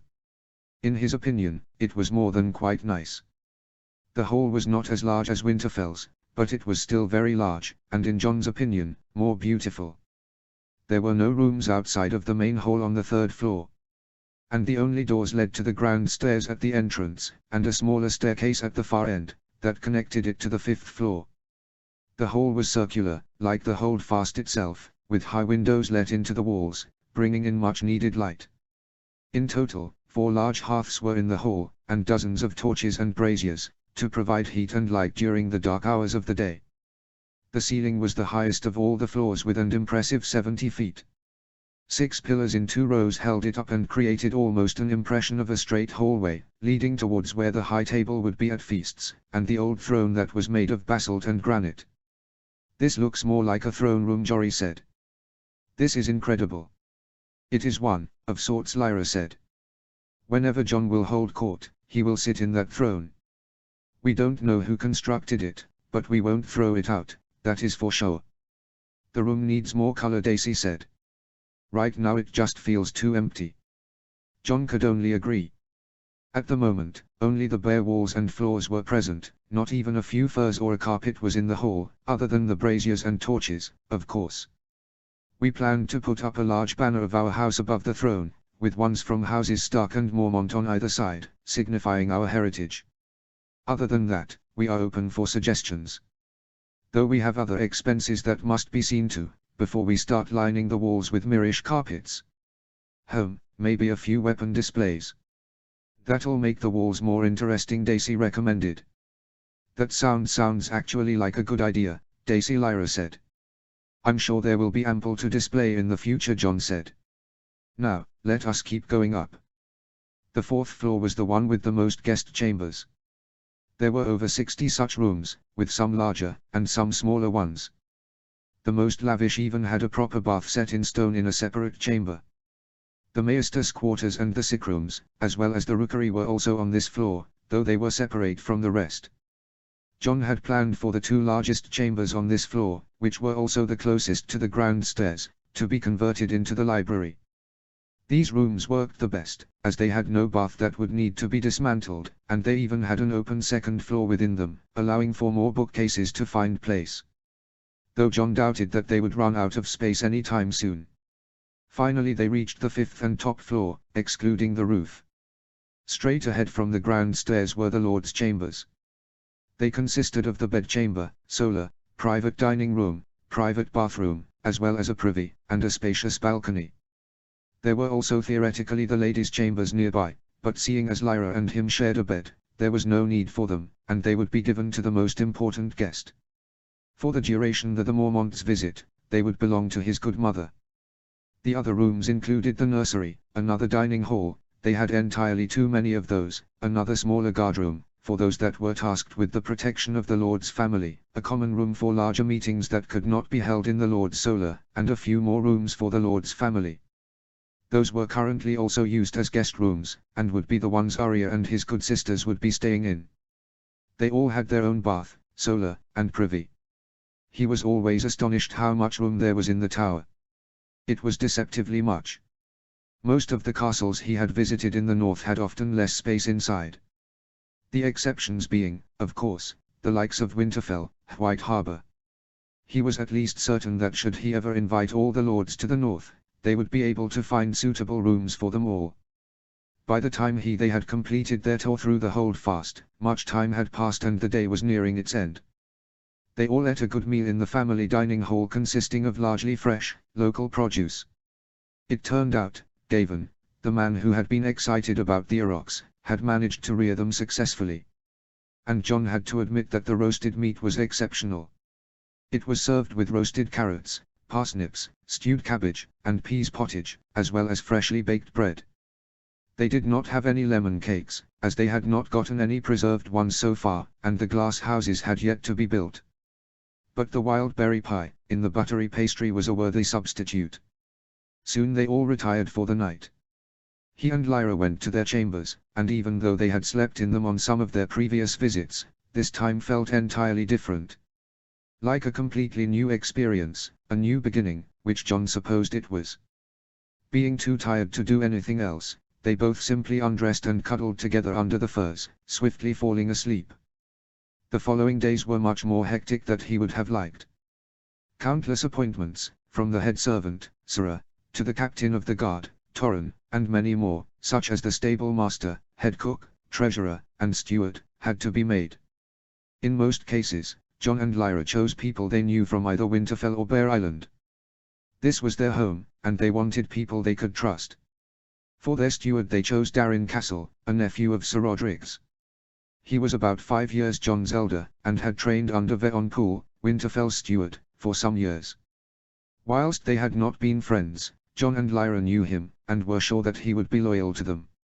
Maester Stefan had recommended some knight from the Riverlands, citing his aptitude for numbers, but neither John nor Lyra felt comfortable in giving this important position to a stranger, and a Southron one at that. Luckily, Arya and Lyanna managed to busy themselves elsewhere, making the hallways unsafe, even those that were more secluded than the rest. It was on the third day, they informed them of some glaring weaknesses the dungeons had, after they had managed to sneak in and out, without being seen. John had brought the problem immediately to Torrin and Artos, who had assured him that they would see to it. Mage helped them immensely with setting up the household, and provided good advice when asked. They would have managed eventually, but with her aid, everything was soon running smoothly, and the number of servants had almost been doubled, something that they realized was clearly needed for the large Holdfast. With the countless rooms and hallways, those that were already present, were quite overworked. And since content servants were an important part of a good and happy household, they alleviated some of the burden, as well as providing very good pay. Unhappy servants could also be a detriment to their safety, after all. Daisy and Jory had taken it upon themselves to drill their guards into shape. With the gifted weapons and armor, they finally looked like a respectable force, but the discipline had been somewhat lacking, at first. The prospects of being mauled by an angry woman with a mean mace quickly changed that. Soon, they all stood much straighter and followed orders as soon as they were uttered. Had Daisy not been the heiress to Bear Island, he would have appointed her as master-at-arms within a heartbeat. As it stood, the position remained open, though John had offered Jory the position as well. She said that she would think on it, though he already knew that he would have to find more people to train the guards. Her and Daisy's methods were good for discipline, but did little for the actual skill of the men. In the end, Jory told him that, whilst she was honored by the offer, it was not really what she wanted to do currently. Lyra was a bit sadder that, as she would have enjoyed having her sister close, but ultimately accepted it. After that, John appointed Roderick Snow, a middle-aged bastard from Hornwood, who had fought the Ironborn on pike, and was a devil with a sword and shield. John had sparred with him, to test his abilities for himself, and had to admit defeat, something that was not that common these days. He also chose a hedge knight that had been formerly in service to House Royce, who had accompanied them after the weddings, to begin training the men on horseback, as well as a man from House Fen to train them with spears and bows. Overall, they only had about 80 men under arms currently, but John was certain that that number would increase soon enough. They also finally received the report from the scouting missions that they had ordered to be made in the Western Mountains. What was soon clear to him, was that they had an abundance of iron ore in their lands. Whilst not the most exciting ore, the production of good steel was not as common as one thought. And since they also had quite a bit of forest, and good relations with the foresters for a supply of charcoal, he inquired with Maester Stefan, if the production was feasible, which apparently it was. Very much so, in fact. After also consulting Cregan, the former apprentice of Mickon, and Castle Blacksmith, they decided that a little town, to the east of Queenscrown, along the road that led to Bearport, would be an excellent location for a larger smelting effort. The chosen spot was only an hour away, on a fast horse, that was, with ox carts, it was a day's journey. It was located in a small valley, through which a larger river was flowing, which they intended to use with a water wheel to work the bellows of the furnaces. The nearby road offered good connection to Queenscrown and Bearport, though the latter was quite a distance away. Some other benefits was the large iron deposit that was in the valley. The heavy material would not have to be transported over long distances, and the mines, along with the new town, could easily be guarded with men from Queenscrown. Other than the iron, not much else was discovered, other than a couple of cave systems that contained small amounts of dragon glass. The Westerlanders were a bit disappointed that they had not found more precious ores, such as gold or silver, but sadly, such riches did not sprout from the ground everywhere. They were, however, happy to accept the task of mining the iron, as the pay was even better than they had received under the Rains. A good 60 of small folk that had arrived with the wagons, decided to move on to the new town. It would not be as well developed as Queenscrown, but Artos also sent one of his apprentices along to help oversee the constructions. The wood, and other materials, would still be organized from Queenscrown, however. The system had worked wonders for the construction efforts, and saved quite a bit of gold in the long run. John made a mental note to visit the new site in a moon's turn or so, to get a better picture for himself.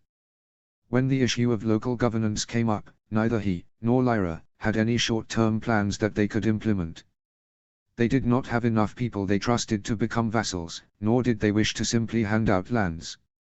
And whilst there were not many villages or towns in his lands, there were enough that it would become a matter of importance, especially with the countless new people arriving. In the end, John got the idea from the close-by Night's Watch. Any town, or village within his lands would hold a moot to appoint an overseer, similar to the Lord Commander. They would represent his people in court and would be allowed to handle the more local issues.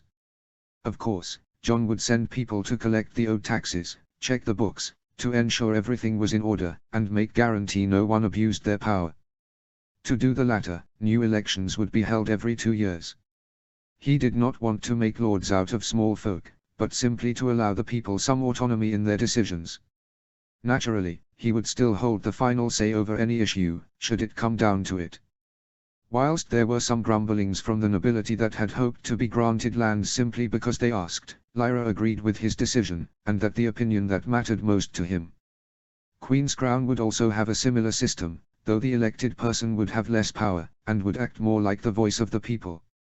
Everyone could still present their cases before him personally, but it would be beneficial to be notified if any more widespread issue arose. The same would be the case if he appointed someone to be a new lord. That person would again rule over the lands as a lord would, but the electoral system would remain in place, guaranteeing that there would never be a power vacuum in his lands. There were a couple old holdfasts that could serve as seats for such lords. But right now he could not finance their reconstruction. And besides, John did not plan on having more than a handful of vassals. His lands were large, sure, but they were not endless. The one interesting proposal he had gotten was from Lord Wyman Daly. Apparently, he was interested in setting up a seat for a cadet branch of his house, and would like some lands on the eastern coast for that purpose. Soon, they would receive a visit from Sir Marlon and his son, Medric, to discuss the topic further. The reason why their offer had been interesting was due to the fact that they had the coin to actually build their own keep. For now, the development of his own lands was his primary focus. After a quick census, Queenscrown now had a population of roughly 7,000 people. They had not done one of the surrounding lands, but with how much farmland they had appointed, and with the countless small villages that started to crop up, Maester Stefan estimated it to be at around 50,000. A respectable number, and growing rapidly. With all the new duties he had to oversee, John made sure he still had time to have a proper spa.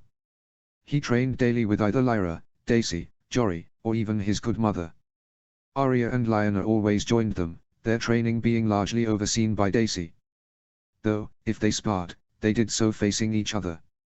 Them being of similar age and skill made it all the more useful.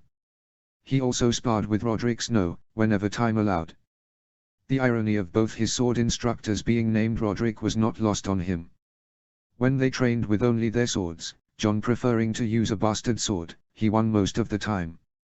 But if they added shields to the equation, Roderick was the one who beat him. The man's defense was simply unbeatable. Lyra and his good sisters had also taken it upon themselves to decorate the castle. It could no longer be simply called a holdfast with the new size. They had a number of banners commissioned, that were hung on poles on the gatehouses, the guard towers, the top of the castle itself. These were made of cheaper materials. The more expensive ones were placed inside, such as above the throne in the Great Hall, and in the entrance hall, as well as throughout the hallways. The banner Sansa had sewn, was placed behind him in his solar. No one could now forget to whom the castle belonged. Other decorations included candle holders, a few paintings of mostly the northern landscape, and the promised weapon displays. It was still much less cluttered than most castles, but this was Queenscrown, the northernmost castle in the Seven Kingdoms. Most would likely think them to be uncivilized barbarians up here. And so, they had a reputation to uphold.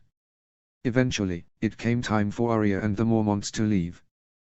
They had stayed almost a moon turn in Queenscrown, and had to eventually move on. On their last evening, John threw the first feast in the Great Hall. Pretty much everyone was invited that worked in the castle, as well as those that had helped with the construction of the town, as a thanks for their hard work. In total, over 300 people ate, drank and made merry deep into the night. As far as John could recall, it was the first feast where Arya had not caused any commotion. Maybe it had to do with the fact that she was allowed to attend in breeches, and could pretty much behave as she wanted. It turned out to be the best behaved he had ever seen her. Whether that was because this was his castle, or because of the freedom that was granted to her here, he did not know. Maybe it was simply Sansa's absence. On the morning they said their farewells and promised each other to write and visit as often as they could. When he tried to say goodbye to his good mother, she simply wrapped him in a bear hug and held him close for a while, telling him that he needed only to ask, and she would help with anything she could. Few tears were shed in total. Not because they were not sad to part, but because they knew they would see each other soon enough. Jory jested that they would probably get the Raven inviting them to the birth of Robb and Aelys' first child, before they reached Bear Island. Realistically, that would probably happen very soon. In the letters Robb had sent, he never failed to gush about his wife. And in the few letters that Aelys and Lyra had exchanged, she written with the same fondness for him. Arya simply jumped into his arms, nearly choking him. He had given her a small, thin sword, reminiscent of the descriptions he could find of Dark Sister. Only the original dragon decorations were replaced with wolves, naturally. It was his farewell gift for her, and it was also in part because he felt better, knowing she had a weapon on her to protect herself. Daisy had already shown her how to hide a dagger on her body, something that Arya had immediately adapted, but a proper sword was still something else. She was certainly capable enough to wield it. The training with him and Lyra had definitely paid off, and she had even won against one of the younger guards in a spar a few days prior. She had named the sword Needle, saying that whilst Sansa had her sewing needles, she had a needle of her own. His good sisters said goodbye in a similar manner to Mage, saying that he was now part of the family and should get used to the hugs. He gladly accepted and promised that they would always be welcome in his halls, though he did not promise to visit. He simply did not have the spare time to plan leisure visits to Bear Island. The best he could do would be a meeting halfway, at Bearport, or at Winterfell for the next being celebration that was sure to come. As soon as Mormonts had gone out of sight, the work continued for him. The visiting Mandaealis arrived barely a sennight after the Mormonts had left, with a sizable retinue. Both Sir Marlon, as well as Sir Medric had arrived, and Jon and Lyra greeted them in the courtyard. "Welcome to Queen's Crown, my lord," Jon said, shaking the hand of Sir Marlon. "I thank you for receiving us on such relatively short notice. My cousin